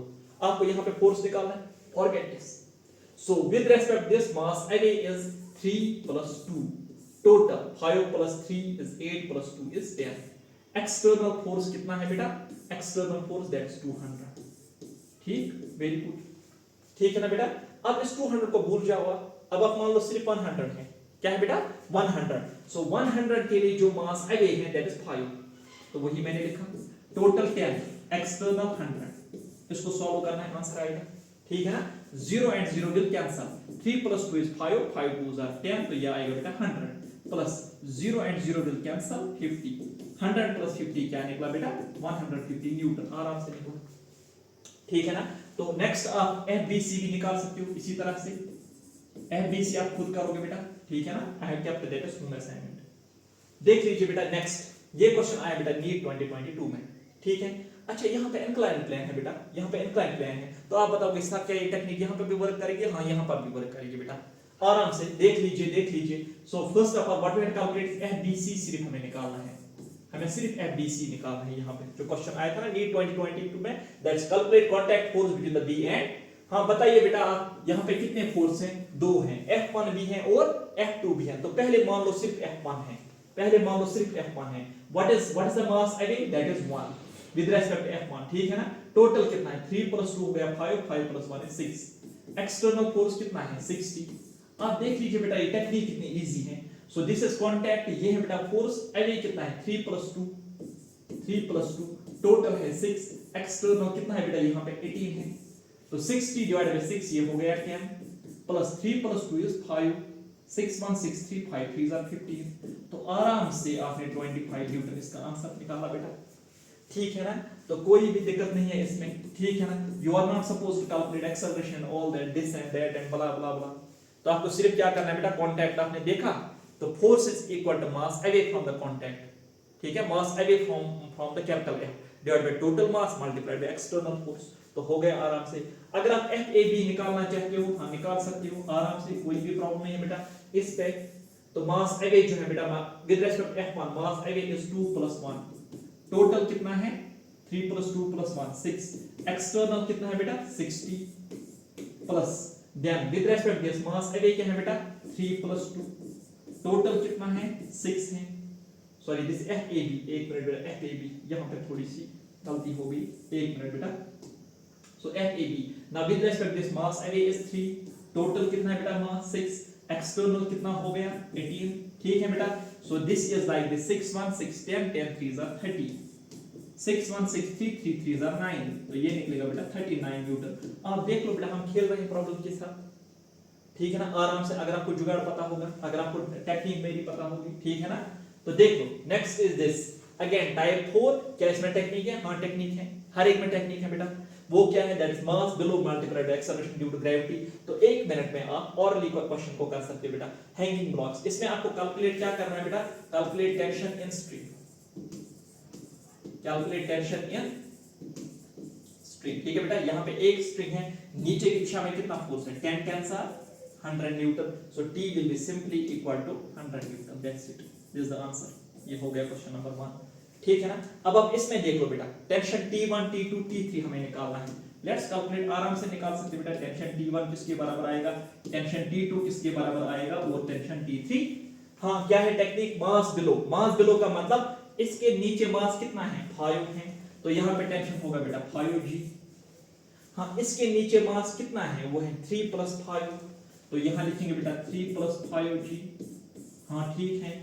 इसके नीचे कितना मास है? That is 2 + 3 + 5, 2 + 3 + 5 multiplied by G, ठीक है बेटा। लॉजिक ये है, देखो बेटा जो ये स्ट्रिंग है ना इसको सिर्फ ये पुल करेगा, जो ये वाली स्ट्रिंग है ना नीचे की दिशा में इसको ये और ये खींचेगा, जो ये वाली स्ट्रिंग है ना इसको तीनों मासेस खींचेंगे नीचे की दिशा में, ठीक है ना। Now 5 10s are what? 15 Newton निकला ये। 3 + 5 is 8, 8 10s are ये निकला बेटा 18 Newton. 2 + 3 is 5, 5 + 5 10, 10 10s are 100 Newton निकला बेटा ये 100 न्यूटन, ठीक है ना। तो ये आंसर निकला बेटा 100 न्यूटन। तो आराम से आप प्रॉब्लम्स को किल करते जा रहे हो बेटा, आप देख लीजिए। नेक्स्ट ये वाला क्वेश्चन है बेटा नीट 2030 में कॉन्सेप्चुअल क्वेश्चन है। ब्लॉक्स 3 हैं, all the 3 blocks are moving in the upward direction with a constant velocity. Question क्या है? Net force on the block B, net force on the block B. Velocity क्या है बेटा? देख लीजिए खेल क्या है। वेलोसिटी क्या है? कांस्टेंट। एक्सेलरेशन क्या है? 0। नेट फोर्स क्या है? 0। आंसर क्या निकलेगा? 0, ठीक है ना बेटा। नेक्स्ट देख लीजिए, ओके देखो बेटा टाइप 5, यहां पर भी टेक्निक है बेटा, that is motion of the blocks connected. अभी तक नीट में नहीं आया है लेकिन आ सकता है बेटा। जेडब्ल्यू मेंस में बहुत बारी क्वेश्चन आए हैं लेकिन नीट में अभी तक नहीं आया है। टेक्निक क्या है? If you want to calculate acceleration that's equal to this, तो यहां मैं लिखूंगा बेटा चलाने वाला फोर्स माइनस रोकने वाला force divide by total mass, ठीक है। 4। अगर आपको क्या निकालना है, tension, mass away from F divide by total mass multiplied by external force. फिर से वही टेक्निक है, mass away from capital F divide by total mass multiplied by external. ठीक है, तो इसमें आपको एक्सेलरेशन निकालना है बेटा। तो मान लीजिए बेटा ये फोर्स जो है it is given to you, it is 100 newton. तो आराम से आप देखो बेटा खेला कैसे जाता है एक्सेल प्रॉब्लम्स के साथ। तो टोटल फोर्स कितना है बेटा, that is 100, summation of all forces summation of all masses. हां बताइए एक्सटर्नल फोर्स कितना है, 100 है, मास कितना है 6 + 4 10, तो क्या निकला answer 10 metre per second square. देख लीजिए बेटा टेंशन हम कैसे निकालेंगे, टेंशन कैसे निकालेंगे, इसमें आपको टेंशन निकालना है ना, इसमें टेंशन निकालना है इस स्ट्रिंग में। ठीक है बेटा, देखो बेटा यहां पे mass away, this 6 is towards F, 4 is away from F, तो 4 आएगा। टोटल क्या आएगा बेटा 4 + 6, एक्सटर्नल फोर्स कितना हुआ बेटा 100 न्यूटन। आराम से आपने कर लिया क्वेश्चन को। 4 + 6 इज 10, 10 और 0 कैंसिल हो जाएगा, 4 10 40 न्यूटन आएगा बेटा आंसर। ठीक है ना, आगे चलते हैं बेटा। देख लीजिए ये आपके लिए मैं होम असाइनमेंट रखूंगा, आई am sure you can do it. ठीक है ना, एग्जांपल और टेक्निक ही लगाएंगे बेटा। एग्जांपल नंबर 3 में दिखाऊंगा। देखो बेटा यहां पर दो फोर्स है, ये है 200, ये है 100, ऐसे चलेगा because 200 is greater than 100 acceleration. हां सही है सर।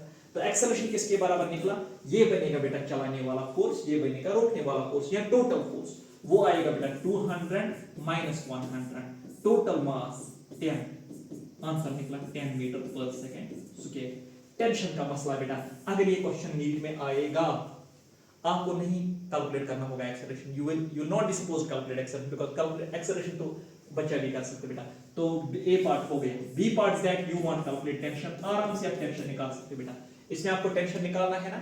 देखो पहले मान लो सिर्फ फोर्स F1 है, दैट्स 200, मास अवे कितना 6, टोटल मास कितना 10, एक्सटर्नल कितना 200 प्लस। अब मान लो बेटा फोर्स F2 है, F1 को आप भूल जाओ, 100 के लिए जो ये 100 फोर्स है बेटा, मास अवे कितना 4, total mass 10, external 100, that's it. पहले हमने लिया सिर्फ 200 को, फिर बाद में लिया सिर्फ 100 को। ठीक है, so this and this is going to cancel, 6 2 12, 120 plus this and this is going to cancel, 40, 120 plus 40 160 Newton. आराम से आपने क्वेश्चन को कर दिया बेटा 160 न्यूटन। क्या इसके लिए एक्सेलरेशन को जरूरी है, नहीं। क्या फ्री बॉडी डायग्राम हमने कहीं पे बनाई, नहीं।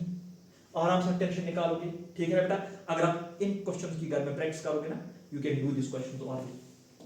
ठीक है बेटा, तो नेक्स्ट देखो, next have a look at this type 6, that is motion of block on smooth inclined plane. Very important question, very important। देख लो बेटा, first and foremost ये है बेटा block, this block is placed on a smooth inclined plane, obviously ये नीचे जाएगा, ये नीचे खिसकेगा, एक्सेलरेशन यही है। ठीक है ना, कैलकुलेट क्या करना है, एक्सेलरेशन नॉर्मल रेट, यहां पर मैंने लिख के रखा है बेटा। तो सबसे पहले आप देख लीजिए बेटा, how many force are there on the block, वहां पे नॉर्मल रिएक्शन होगा और वहां पे वेट होगा। Normal reaction will be along this direction, perpendicular to the plane of contact. ठीक है ना बेटा, नॉर्मल रिएक्शन किस दिशा में होगा, perpendicular to the plane of contact, mg vertically downwards. अगर ये एंगल थीटा है, ये भी थीटा है, इस mg के कितने कंपोनेंट्स होंगे, दो components, mg cos theta, mg sin theta. इसको एक्सेलरेट कराएगा कौन, mg sin थीटा। ये mg sin थीटा बनेगा बेटा चलाने वाला फोर्स। तो अगर आपको नॉर्मल रिएक्शन निकालना है, नॉर्मल सीधे किसके बराबर, mg cos थीटा लिखा मैंने यहां पे। एक्सेलरेशन विल बी इक्वल चलाने वाला force divided by mass, m and m cancel, g sin theta. ठीक है ना बेटा, इसके बाद आपको क्या निकालना है, velocity at base of inclined plane. जब ये पार्टिकल ये ब्लॉक यहां पे पहुंचेगा तो इसकी यहां पे वेलोसिटी क्या होगी, इनिशियली स्टार्टिंग फ्रॉम रेस्ट। ठीक, और आपको यहां से लेकर यहां तक टाइम निकालना है, वो कैसे, काइनेमैटिक्स। देखो बेटा v² - u², this is our a part, v² - u² equal to as, initial 0 v आएगा इसके बराबर, a के बदले g sin थीटा, इजी है। इनिशियल वेलोसिटी 0, t आपको निकालना है 2s डिवाइडेड बाय a के बदले g sin थीटा, कोई मसला इसमें नहीं है बेटा। ठीक है ना, तो एक्सेलरेशन g sin थीटा, रात के 2 बजे भी याद होनी चाहिए equation. Normal reaction mg cos theta, velocity आपको निकालनी है 2as, a के बदले g sin theta, time s ut + 1/2 at², ये 0 2 यहां जाएगा, 2s डिवाइडेड बाय a का रूट आएगा ये, तो a के बदले g sin थीटा। तो आराम से अपने क्वेश्चन को किल किया। देख लो बेटा क्वेश्चन है क्या, नीट 2024 इसी साल क्वेश्चन आया बेटा। F is this, calculate acceleration, ऊपर की दिशा में एक फोर्स हमने अप्लाई किया, दैट इज 30 न्यूटन। देखो बेटा सिंपल सा क्वेश्चन है, इसका मास क्या है 5 है, क्या इस दिशा में कोई फोर्स होगा? हाँ सर होगा। क्या होगा? mg sin theta. तो वो लिख दो, m के बदले 5, g के बदले g, sin थीटा के बदले वहां पे 30 डिग्री। हाँ सही है। सो sin 30 किसके बराबर होता है? 1/2 के बराबर। 5 10 50, तो ये आएगा बेटा 50 into 1/2। 50/2 किसके बराबर आएगा बेटा? 25 न्यूटन। हाँ तो ये फोर्स बड़ा है, ये फोर्स बड़ा, ये फोर्स बड़ा, तो एक्सेलरेशन ऊपर की दिशा में होगा। तो एक्सेलरेशन जो होगा बेटा वो बनेगा चलाने वाला फोर्स माइनस रोकने वाला फोर्स डिवाइडेड बाय टोटल मास। सही है सर। चलाने वाला फोर्स है बेटा 30, रोकने वाला कितना है बेटा 25, इसका मास क्या है बेटा 5, मेरे हिसाब से ये 1 आएगा। ठीक है ना बेटा, कोई मसला नहीं है, आराम से क्वेश्चन हो गया। देख लो बेटा next, motion of connected body, again very very important, very very important. इस पे क्वेश्चंस कंटीन्यूअसली आते हैं बेटा। ठीक, टेक्निक क्या है बेटा? वही टेक्निक, एक्सेलरेशन किसके बराबर? चलाने वाला फोर्स माइनस रोकने वाला फोर्स डिवाइड बाय टोटल मास। अगर आपको टेंशन निकालना है, एक ब्लॉक चुन लो, उसके लिए फ्री बॉडी डायग्राम बना लो, F इक्वल टू ma लगा लो, वहां से टेंशन निकलेगा। वही मैंने लिखा, F equal to ma for one block to calculate tension. देख लीजिए बेटा इसका मतलब क्या है। ये है बेटा हमारे पास एक सिस्टम, पुली सिस्टम है। आपको क्या निकालना है? एक्सेलरेशन और टेंशन। आराम से हम कर सकते बेटा। इसका वेट नीचे की दिशा में 60 होगा, होगा कि नहीं होगा? यही बनेगा चलाने वाला फोर्स। क्या यहाँ पे कोई रोकने वाला फोर्स है? नहीं, बिल्कुल भी नहीं है। The reason is that the surface are smooth, जो ये सरफेस है it is smooth, force of friction will be equal to 0। ठीक है, तो एक्सेलरेशन आपको निकालना है ना। क्या टेक्निक मैंने बोली? चलाने वाला फोर्स माइनस रोकने। चलाने वाला फोर्स कितना है? CWF minus RWF divided by total मास। बताइए बेटा आप यहाँ पे चलाने वाला फोर्स कितना है? That is 60। क्या कोई रोकने वाला फोर्स है? नहीं, बिल्कुल भी नहीं। टोटल मास इसका कितना है? 6 + 4 मेरे हिसाब से 10 है, तो 6 मीटर पर सेकंड स्क्वायर इसका एक्सेलरेशन निकला। ठीक है ना। और इस क्वेश्चन में इसमें ज्यादातर आपको एक्सेलरेशन ही पूछा जाएगा, मोशन ऑफ कनेक्टेड बॉडीज। ठीक है ना। And if you want to calculate T, देखो बेटा ये आपके पास एक ब्लॉक है, हाँ सर है, टेंशन टी, एक्सेलरेशन इसका क्या निकला? 6 निकला sir. F equal to ma, इसी के लिए लगा लो बेटा ब्लॉक ए के लिए, ब्लॉक ए के लिए F इक्वल टू मास। बताइए इसका कौन सा फोर्स है? T है। नॉर्मल और वेट वो तो गए, ठीक है ना। 4 6 24 न्यूटन। देख लीजिए कितना इजी है। आगे चलते हैं, देख लो बेटा और एक क्वेश्चन है। ये बनेगा चलाने वाला फोर्स, कोई रोकने वाला फोर्स नहीं।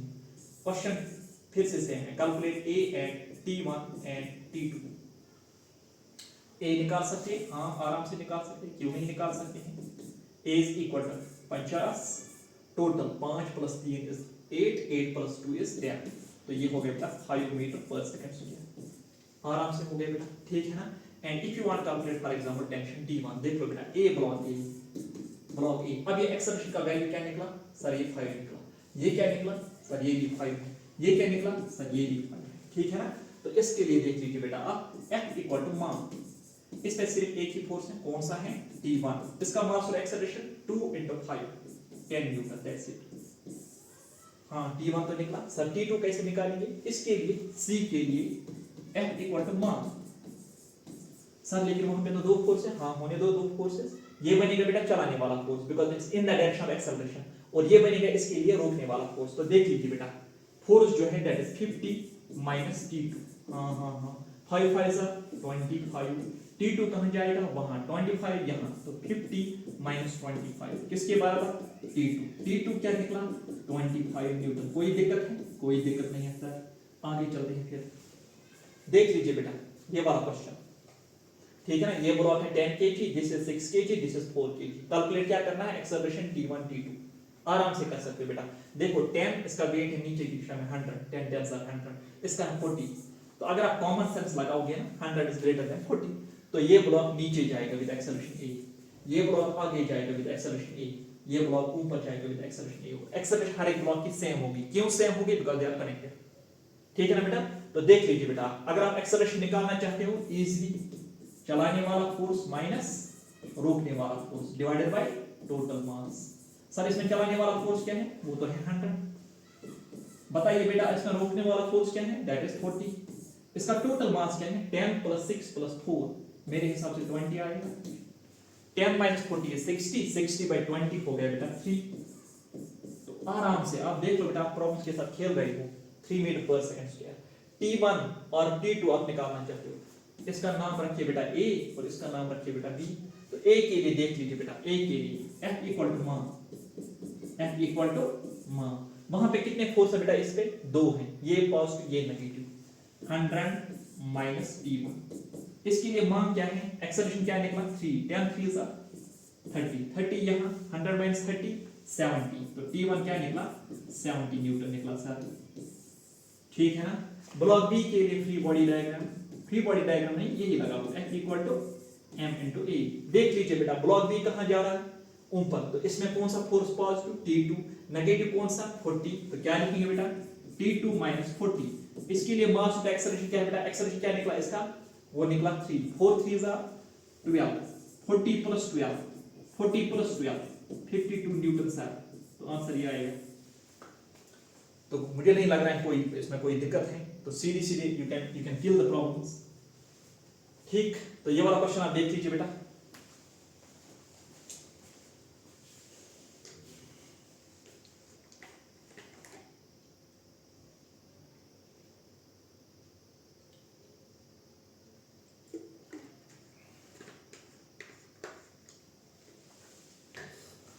देखो बेटा ये वाला क्वेश्चन, ये है 6, इसका वेट 60, नीचे जाएगा, ये पीछे जाएगा विद एक्सेलरेशन ए। हाँ सर सही है, एक्सेलरेशन आपको चाहिए, चलाने वाला फोर्स, टोटल मास 6 प्लस 4 10, आराम से 6 निकला, और यही था क्वेश्चन। आप देख लीजिए friend, m was 16, tension calculate नहीं करना था, यू वांट कैलकुलेट कर सकते हैं। इसके लिए ये मान लो बेटा ब्लॉक ए, ये मान लो ब्लॉक बी। ब्लॉक बी के लिए लगा लो क्या, F इक्वल टू मान, बताइए बेटा इस पे कौन सा नेट फोर्स है, सर वहां पे T है, बताइए बेटा इस पे ये क्या है, इस पे ये क्या है बेटा, इसका मास क्या है 4 है, एक्सेलरेशन कितना निकला 6 निकला सर, 6 4 24 न्यूटन, ठीक है ना। तो आराम से आप क्वेश्चन कर सकते हो बेटा।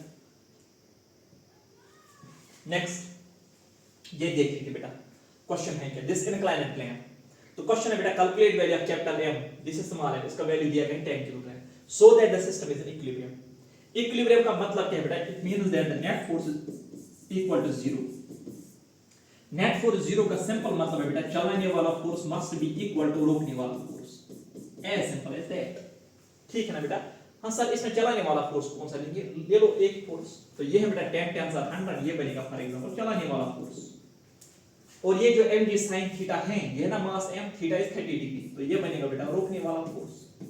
तो लिख लीजिए बेटा इसमें क्या है, कौन सा मसला है, चलाने वाला फोर्स किसके बराबर, रोकने वाला फोर्स, आराम से हम कर सकते हो। चलाने वाला कितना सर वो 100 है, रोकने वाला कितना सर वो वहां पे है mg sin 30, ठीक है ना, ग्रेट। ये है बेटा 100, दिस इज m, ये आपको निकालना है, दिस इज 10, दिस इज 1/2, ठीक है ना बेटा। 10/2 is 5, 5 यहाँ जाएगा तो m किसके बराबर आएगा बेटा 100 डिवाइडेड बाय 5, 100/5 किसके बराबर होता है, दैट्स इक्वल टू 20 किलोग्राम, इसका आंसर निकलेगा। 2 1 2 5 100/5, 5 1 5 2, तो 20 किलोग्राम। तो इसका मतलब अगर इसका मास होगा 20 किलोग्राम, उस वक्त क्या होगा, net force on this system will be equal to 0 or the system will be in equilibrium, this block will neither go up nor down, this block will be also at rest, ठीक है ना। तो question easy था, देख लीजिए बेटा। Next question है क्या, इसमें आपको एक्सेलरेशन निकालना है और क्या निकालना है, टेंशन एंड स्ट्रेन। देखो बेटा कितने ब्लॉक्स हमारे पास हैं, 2, कौन कौन सा 6 एंड 4। इस 6 का नीचे की दिशा में कितना फोर्स होगा 60 होगा, चलाने वाला फोर्स। ये है बेटा 4g sin 30, दैट्स 40 into 1/2, वो निकला 20, तो 20 is less than 40, तो ये नीचे एक्सेलरेट करेगा और ये करेगा ऊपर एक्सेलरेट, ठीक है। और ये वाला फोर्स बनेगा बेटा चलाने वाला फोर्स, और ये वाला फोर्स जो है बेटा वो बनेगा रोकने वाला फोर्स। तो इसमें आपको क्या कैलकुलेट करना है, acceleration, that is equal to 60 चलाने वाला, रोकने वाला कितना 20, टोटल मास कितना 6 + 4 is 10, that is equal to 4 metre per second square, ठीक है। If you want to calculate for this F equal to ma, तो ये मान लो बेटा ब्लॉक A, तो A के लिए देख लो बेटा F equal to m into A, ये positive because it's in the direction of acceleration, ये negative opposite direction of acceleration. क्या लिखेंगे 60 - t मान, what's the mass here, that's equal to 6, इसका एक्सेलरेशन हमें क्या निकला बेटा, दैट्स इक्वल टू 4, 6 4 24, t वहां 60 - 24 इक्वल टू t, t निकला 36 न्यूटन, आराम से क्वेश्चन हो गया सॉल्व। देख लो बेटा और एक क्वेश्चन ये वाला, तो ये मैं रखूंगा बेटा आपके लिए home assignment. I am sure you can do it. It's called double inclined plane, ठीक है ना। दिस एंगल इज 37 डिग्री, तो ये कंपोनेंट हो गया बेटा 10g sin 37। ये है 53 degree, this is 10g sin 53, वो आ गया 80। 80 इज ग्रेटर देन 60, तो इसका मतलब this will accelerate down the inclined plane, this will accelerate up the inclined plane. यहां पे टेंशन T होगा, यहां पे टेंशन T होगा। एक्सेलरेशन विल बी चलाने वाला माइनस रोकने वाला divide by total. I am sure you can do it. देखो बेटा next, Edwards machine, very very important question आप देख लीजिए, नीट 2020 में आया है। And many time this question has repeated in the NEET and जेडब्ल्यू मेंस। ठीक, तो क्या इसके लिए टेक्निक है, एक स्पेशल टेक्निक मैंने इसके लिए बनाई है बेटा, वो ये है। इसमें चलाने वाला वैसे वो मत लगा दो, तो डायरेक्ट ये लिखो बेटा d by s into g। Sir ये d क्या है, it is the difference of the masses. Sir ये s क्या है, it is the sum of the masses. ये p क्या है, यहां पे it is the product of the masses. ये s क्या है, it is the sum of the masses. तो आराम से इससे आप लगा सकते। देखो बेटा देखो, acceleration is equal to what, d by s multiplied by g। बताइए बेटा कितने ब्लॉक्स इसमें हैं, 2। This is 6, this is 4। 6 ज्यादा 4 कम, नीचे ये जाएगा ऊपर। इनका डिफरेंस क्या है बेटा, दैट इज 6 minus 4। इनका सम क्या है, दैट इज 6 plus 4। g के बदले क्या लिखा, 10। 6 plus 4 is 10, 10 10 कैंसल, 6 minus 4 2, ये निकला 2 मीटर पर सेकंड स्क्वायर। मुझे लग रहा है आप और भी कर सकते हो। देखो बेटा कैसे, 6 minus 4 is 2, 6 plus 4 is 10, 10 and 10 will cancel, 2 metre per second square will be the answer। आप टेंशन निकालना चाहते हो, टेंशन भी निकाल सकते, लेकिन जो नीट 2020 में क्वेश्चन आया था वहां पे सिर्फ आपको एक्सेलरेशन निकालना था। And you can calculate tension as well. Tension कैसे निकालेंगे सर, ये वाली equation 2p by s multiplied by g। 2 पता है ये प्रोडक्ट ऑफ मासेस क्या है, that is 6 into 4, 6 into 4। Sum of masses क्या है, 6 plus 4। Acceleration due to gravity इसके बराबर है 10। This 10 and 10 goes, 6 4s are 24 into 2 is 48 Newton निकलेगा टेंशन। क्लियर हो गया बेटा, तो आराम से आप इस टेक्निक से कर सकते हो, easily you can do it. Next है बेटा type 8, that is what we call as Lami's theorem. Lami's theorem, अब लेमीज थ्योरम में 3 फोर्सेस होते हैं, ठीक है, और उनका नेट जो होता है that is equal to 0। Net force is 0, that means this particle is in equilibrium. ये वाला पार्टिकल जो है बेटा it is what, it is in equilibrium. Sorry equilibrium क्या होता है, इक्विलिब्रियम का मतलब है बेटा net force is 0। The particle will be either at rest or moving with a constant velocity. Then in that very case, अब ये है इसका स्टेटमेंट, F1 by, देखो बेटा ये है F1, इसका एंगल अपोजिट अल्फा, ये F2 अपोजिट एंगल बीटा, ये F3 इसका एंगल अपोजिट दिस गामा। ठीक है बेटा, दिस F2, एक मिनट बेटा, लेट मी रीराइट दिस, थोड़ा सा यहाँ पे एरर हुआ है। सो F2 के अपोजिट क्या एंगल है बेटा, दैट इज बीटा, और F3 के opposite that is gamma. Then इसका जो स्टेटमेंट वो ये है, F1 by sin alpha equal F2 by sin beta equal F3 by sin। Sir ये कहां पे लगता है, ये यहां पे लगता है if there are 3 force on a particle and the particle is at rest। 3 force में से एक फोर्स आपको दिया गया होगा, you can easily calculate F1 and F2 अगर F3 दिया गया होगा। ठीक है, यहां पर मैंने एक ट्रिग्नोमेट्रिक इक्वेशन लिख के रखी, sin of 90 plus थीटा होता है बेटा किसके बराबर, cos थीटा। तो चलिए बेटा एग्जांपल्स कर लेते हैं इस पे। देख लीजिए बेटा example number 1, simply it's like this. ये वाला एंगल है बेटा, these are two strings, tension T1 T2। ये है बेटा ब्लॉक, इसका जो वेट है that's called 100 Newton. Now this angle is given 30 degree, और ये वाला एंगल कितना है बेटा, 60 डिग्री। तो अगर इसका फ्री बॉडी डायग्राम आप बनाओगे तो ऐसे इसका फ्री बॉडी डायग्राम बनेगा बेटा, एग्जैक्टली लाइक दिस। देखो बेटा नीचे की दिशा में 10 10 100 न्यूटन है, इस दिशा में एक फोर्स है बेटा दैट इज T1, और इस दिशा में है T2। हमें निकालना क्या बेटा, what you are supposed to calculate is this, calculate T1 and T2। यहां मैं लिखूंगा बेटा calculate T1 and T2। बताइए अगर ये एंगल 60 है तो ये एंगल हो गया ना 120, so that 120 plus 60 is 180। तो ये वाला एंगल निकला बेटा 120, ये है बेटा 30 plus 60 is 90, और ये वाला एंगल जो है बेटा that is 180 minus 30 that is 150 degree. अब इसमें लेमीज थ्योरम लगा लो, T1 by sin 120 equal to T2 by sin 150 equal to 100 by sin 90। फिर आपको T1 और T2 निकालना है। First compare T1 with this and then T2 with this। यहाँ पे मैंने sin 120 और sin 150 के वैल्यूज निकाल के रखे हैं बेटा, that's √3/2 and 1/2।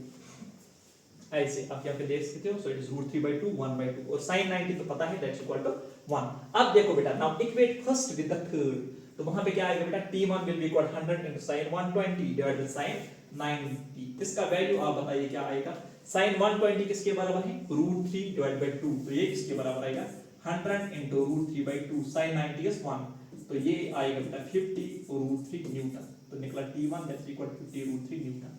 ठीक है, इसका वैल्यू देख लीजिए बेटा 100 sin 90 is 1, sin 150 किसके बराबर है बेटा 1/2, तो यहाँ पे लिखो 1/2, 100/2 is 50 न्यूटन। तो आराम से आपने T1 और T2 को कैलकुलेट किया। ठीक है बेटा, क्लियर हो गया। नेक्स्ट एग्जांपल देखो बेटा इसी पे। नेक्स्ट एग्जांपल इज दिस, यहाँ पे लिखना बेटा this has been asked in MS 2016। ये वाला क्वेश्चन आया बेटा एमएस 2016 में। Question is similar again. ठीक है, तो अब इसकी फ्री बॉडी डायग्राम मैंने यहाँ पे बनाई है बेटा। ये वाला एंगल दिया गया है 60 डिग्री, तो ये वाला एंगल है 30। तो देख लो बेटा 60 + 90 is 150, 30 + 90 120, ये वाला एंगल जो आएगा 90 आएगा। Length term T1/sin 90 equal to T2/sin angle opposite 150, 100/sin angle opposite 120। Now sin 90 किसके बराबर, अब ये वैल्यू तो आपको याद है, ठीक है ना। Now compare first with the third, तो 100 into sin 90, sin 90 किसके बराबर 1, 100 डिवाइडेड बाय sin 90 1 होता है, sin 120 किसके बराबर √3 डिवाइडेड बाय 2, 2 ऊपर जाएगा क्या बनेगा 200 divided by √3 Newton. Tension T2 100, sin 150 होता है बेटा 1/2, sin 120 नीचे है क्या आएगा √3 divided by 2, sin 120 √3/2, 1/2 1/2 cancel, answer आएगा 100/√, तो ये निकल गया T2। ठीक है ना, ये वाली equation T2 is equal 100 into sin 150 divided by sin 120। Okay, ठीक है ना बेटा। So this is all about language theorem.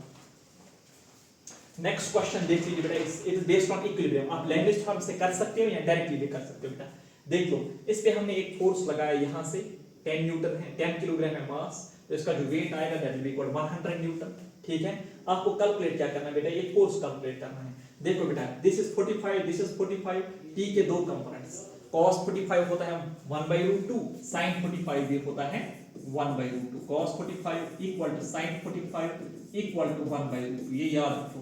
तो यहां से कंपोनेंट t/√2, यहां से कंपोनेंट t/√2। देखो बेटा t/√2 किसके बराबर 100, यही t/√2 किसके बराबर f, तो f किसके बराबर 100। ठीक है ना, अपवर्ड फोर्स इक्वल डाउनवर्ड, तो t/√2 आएगा 100। हां सही है sir. Rightward force equal leftward force, तो t/√2 आएगा f। तो अगर इनका LHS सेम है, RHS भी क्या होना चाहिए सेम, तो f किसके बराबर आएगा 100 न्यूटन के बराबर, सॉरी 100 न्यूटन के बराबर। ठीक है, देख लो बेटा इसी पैटर्न पे और एक क्वेश्चन है। This angle is 30, this is 30, this is √3। ठीक है, आपको क्या कैलकुलेट करना है बेटा टेंशन। देख लो, तो सबसे पहले इस t को रिजॉल्व कर लो, यहां आएगा बेटा 10 into √3 न्यूटन। ठीक है ना, mg। ठीक, t को रिजॉल्व किया, यहाँ पे थीटा cos 30 किसके बराबर होता है बेटा cos 30 that is √3 divided by 2, sin 30 किसके बराबर होता है दैट इज इक्वल टू 1/2। तो ये वाला कंपोनेंट आएगा √3/2 into t, ये आएगा t/2। Now upward force equal downward force, क्योंकि t निकालना है, तो आराम से हो जाएगा question √3/2 into t is equal to 10√3, ये और ये कैंसिल, t निकला 20 न्यूटन। आराम से क्वेश्चन हो गया, और JW मेंस में आए हैं और नीट में भी आ सकता है, इसलिए मैंने यहाँ पे रखा है। Okay, now there is type 9। Type 9 जो बेटा that is spring force.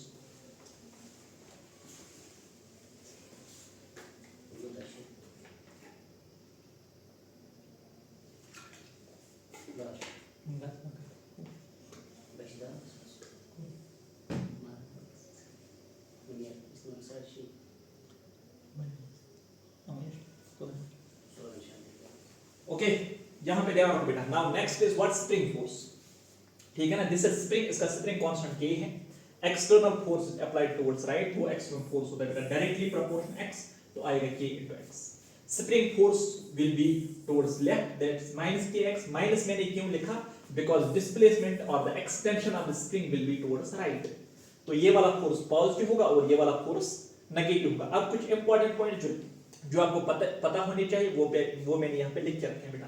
Like k is called spring constant, k depends on nature of the spring and length of the spring, k and l they are inversely proportional, मतलब जितना longer spring होगा उसका k value कम होगा and vice versa. ऐसा unit of k is newton per metre, क्योंकि f is equal to kx, तो क्या आएगा f by x, तो Newton per metre. Dimensional formula ये रहा, K is directly proportional to stiffness of spring, मतलब जितना स्प्रिंग हार्ड होगा उसका K वैल्यू ज्यादा होगा एंड वाइस वर्सा। एक्सटेंशन अगर आपको कभी भी स्प्रिंग में निकालना होगा, दैट इज स्प्रिंग फोर्स किसके बराबर है, इसका मैग्नीट्यूड है K into x, तो x किसके बराबर आएगा, spring force divided by K, और spring force is in turn equal to tension in the spring divided by K, when K is called spring constant. ठीक है, और अगर आपको स्प्रिंग बैलेंस है, आपको रीडिंग निकालनी है, what is the mass that is measured by this, that will be equal to spring force divided by acceleration due to gravity और T divided by acceleration due to gravity. K versus L, since K is proportional 1 by L, तो graph होगा rectangular hyperbola. Since F is equal to K into x, graph will be linear with positive slope. F is equal to Fs is equal to minus kx, graph will be linear with the negative slope. और tan theta यहाँ पे K आएगा, यहाँ पे tan theta आएगा minus K. These are some basic terms in the springs. आगे चलते हैं बेटा, देख लो क्वेश्चन है क्या। इसमें आपको टेंशन और एक्सटेंशन निकालना है। तो बताइए बेटा, नीचे की दिशा में कौन सा फोर्स है, 10 टेंशन 100 न्यूटन। ऊपर की दिशा में कौन सा है, tension, it is at rest, तो ऊपर वाला force will be equal to नीचे वाला फोर्स, तो क्या आएगा बेटा 100 न्यूटन। अगर आपको x चाहिए बेटा, x किसके बराबर होता है, t डिवाइडेड बाय k। बताइए बेटा ये t किसके बराबर है, सर ये 100 है, कि k किसके बराबर है, सर ये तो 1000 है। ठीक है, तो ये मीटर आएगा कि नहीं आएगा, हाँ सर ये तो मीटर आएगा। ठीक है, I will convert two centimetre, तो उसके लिए मैं क्या करूंगा, 100 इसको मल्टीप्लाई करूंगा, because 1 metre is 100 centimetres. This and this is going to cancel, x जो वैल्यू निकला दैट इज 10 सेंटीमीटर्स। तो x का वैल्यू क्या निकला बेटा, 10 सेंटीमीटर्स। ठीक है ना।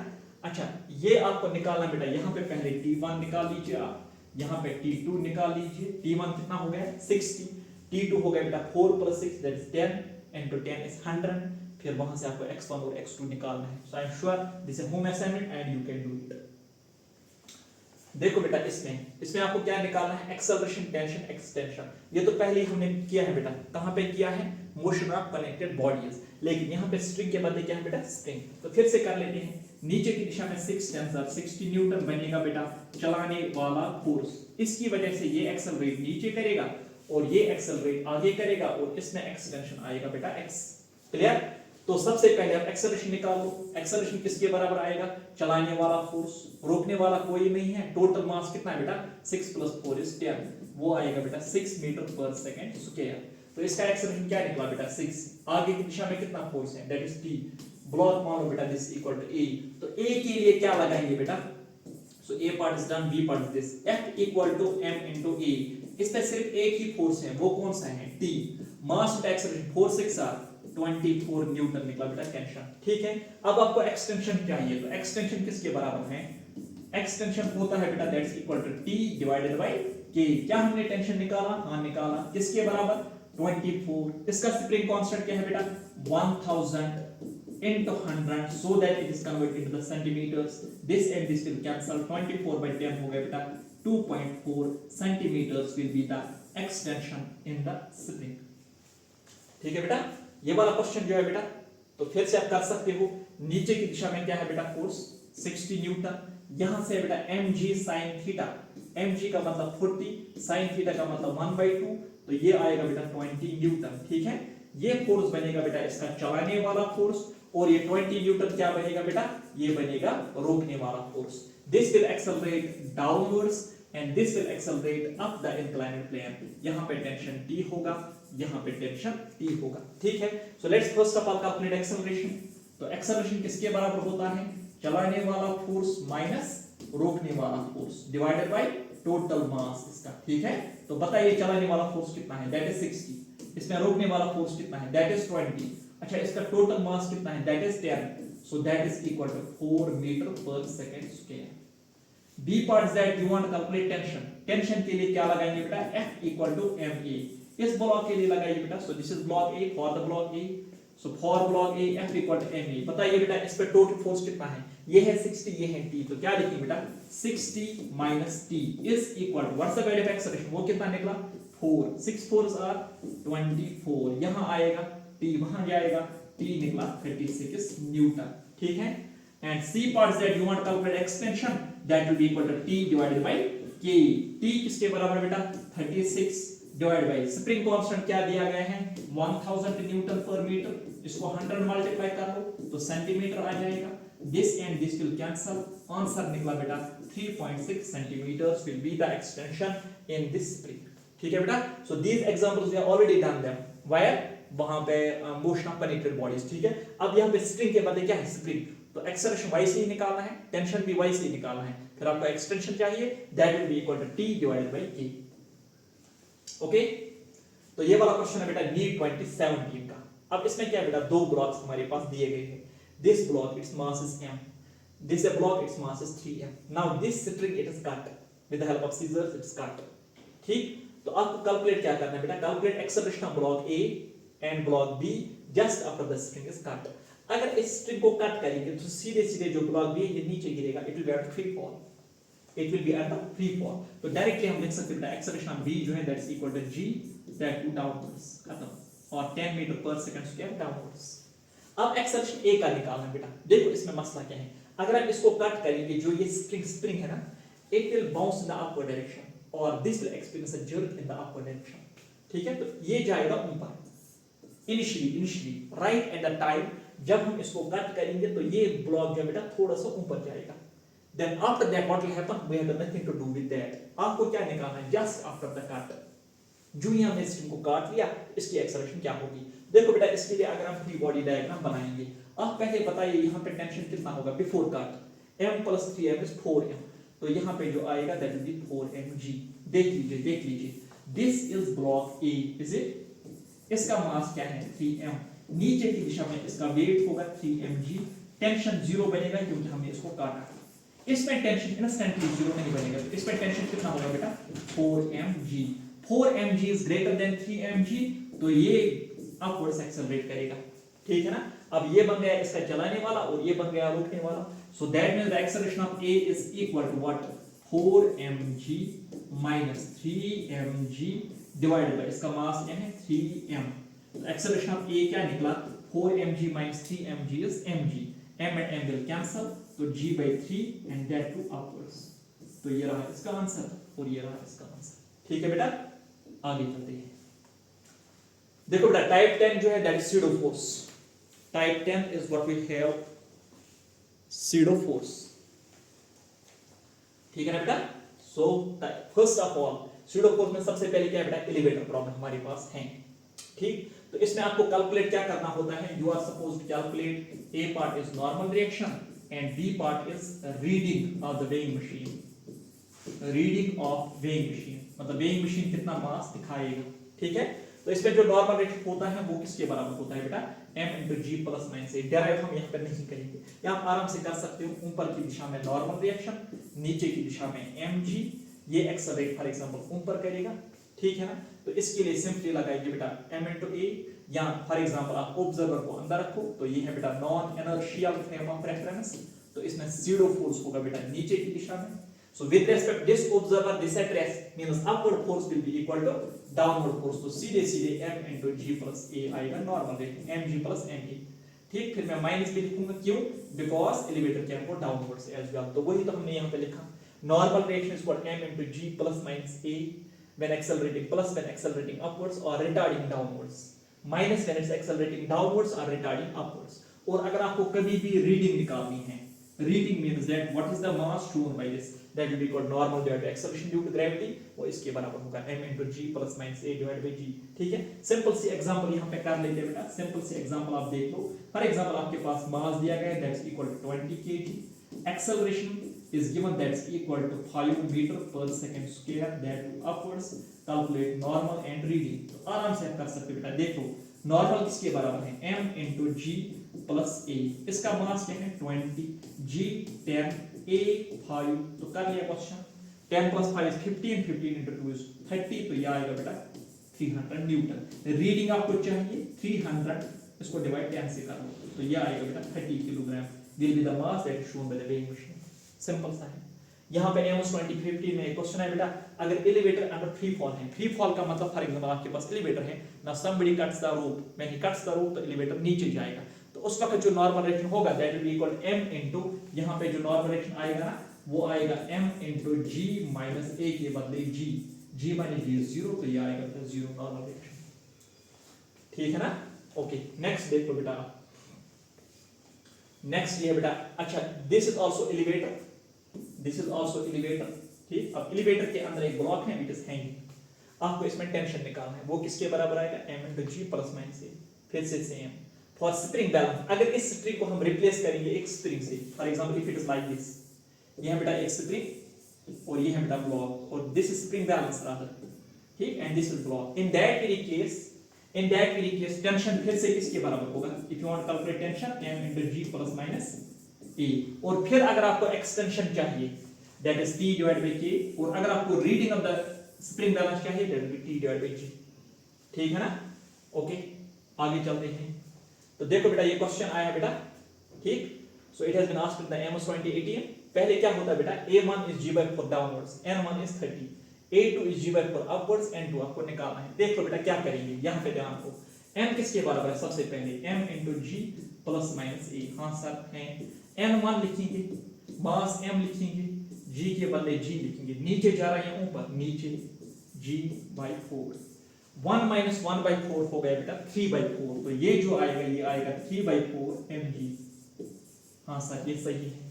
n2, अच्छा ये दिया गया है, ये किसके बराबर है, 30 के बराबर, किसके बराबर बेटा, 30 के बराबर। अब देख लो बेटा n2 that is equal to m n2, यहां पे ध्यान रखो बेटा, नाउ इट्स गोइंग अपवर्ड्स, तो ये आएगा बेटा g प्लस g/4, 1 प्लस 1/4 हो गया बेटा 5/4, तो ये आएगा बेटा 5/4 m multiplied by g, clear बेटा, ठीक है ना। अब आपको ये 5/4 mg निकालना है। देखो बेटा क्या करेंगे, क्या हम इस इक्वेशन को, इन इक्वेशंस को डिवाइड कर लो, ठीक है ना, वो भी है, ठीक है। तो देखो बेटा क्या करेंगे, n2 डिवाइड बाय n1 हम लिख सकते हैं, दैट्स इक्वल, अगर इन दो को डिवाइड करेंगे n2 बाय n1, देखो बेटा क्या हो जाएगा, mg/4 खत्म, तो वहां बचेगा सिर्फ 5/3, हां सर ये सही है।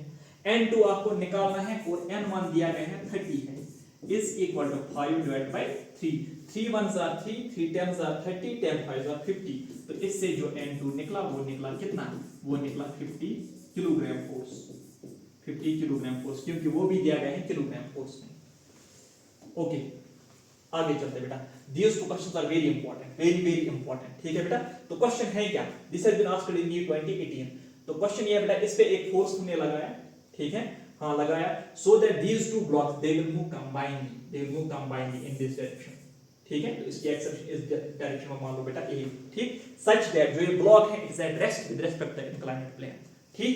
तो देखो बेटा आपको एक्सेलरेशन निकालना है, वो होता है g tan थीटा, याद रखो बेटा ये। और अगर आपको फोर्स निकालना है that simply mass into acceleration, mass इसका क्या है, that is capital M plus small m into acceleration बेटा g tan थीटा, तो ये रहा इसका आंसर, ठीक है ना बेटा। ओके, ठीक, तो नेक्स्ट देख लो बेटा, नेक्स्ट क्या है, now the force applied, this is pulling in nature, this force is a push and this force is a pull, ठीक है। Now when you pull this with some force, तो हो क्या जाएगा बेटा, जो ये block it will fall freely, तो ये दो अलग अलग हो जाएंगे, दे विल मूव सेपरेटली, ठीक है। तो उसके लिए एक्सेलरेशन जो है g cot थीटा, यहां पे याद रख लो g tan थीटा, यहां पे g cot थीटा। अब फोर्स सिर्फ इस पे होगा, इस पे फोर्स नहीं होगा क्योंकि ये नीचे गिरेगा, ये इससे अलग होगा, तो मास होगा सिर्फ इसका, सो m into g cot theta, m into a that's m into g cot theta. Very important questions, very important questions. इसके बाद देखो बेटा और एक क्वेश्चन आपके पास है, अगेन इंपॉर्टेंट, अभी तक नीट में नहीं आया लेकिन संभावना है नीट में आ सकता है, ठीक है। तो ये है बेटा this is moving in the forward direction, ठीक है, this vehicle is moving in the forward direction. आपको ये निकालना है what is the angle with this pendulum makes with the vertical, ये थीटा आपको निकालना है, ठीक है।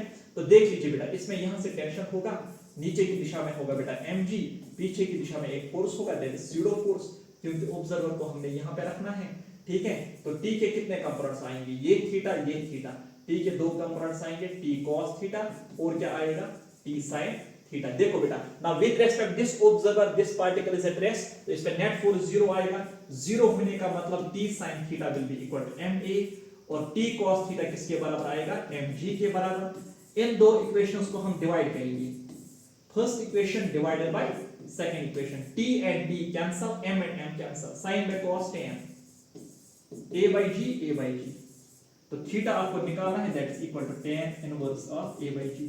अगर a निकालना है, थीटा दिया गया है, तो a आएगा g tan थीटा, ठीक है ना बेटा। सो आराम से आपने ये क्वेश्चन किया, okay. So this is end of NLM first, so we are done with the NLM first, ठीक है ना बेटा। तो in single lecture, in the lecture number 2 we'll be discussing NLM second plus NLM third, तो सिर्फ इसमें दो ही lectures लगेंगे, ठीक है बेटा, so I am sure this will be beneficial for you. ठीक, okay, so see you in the next lecture. Take care.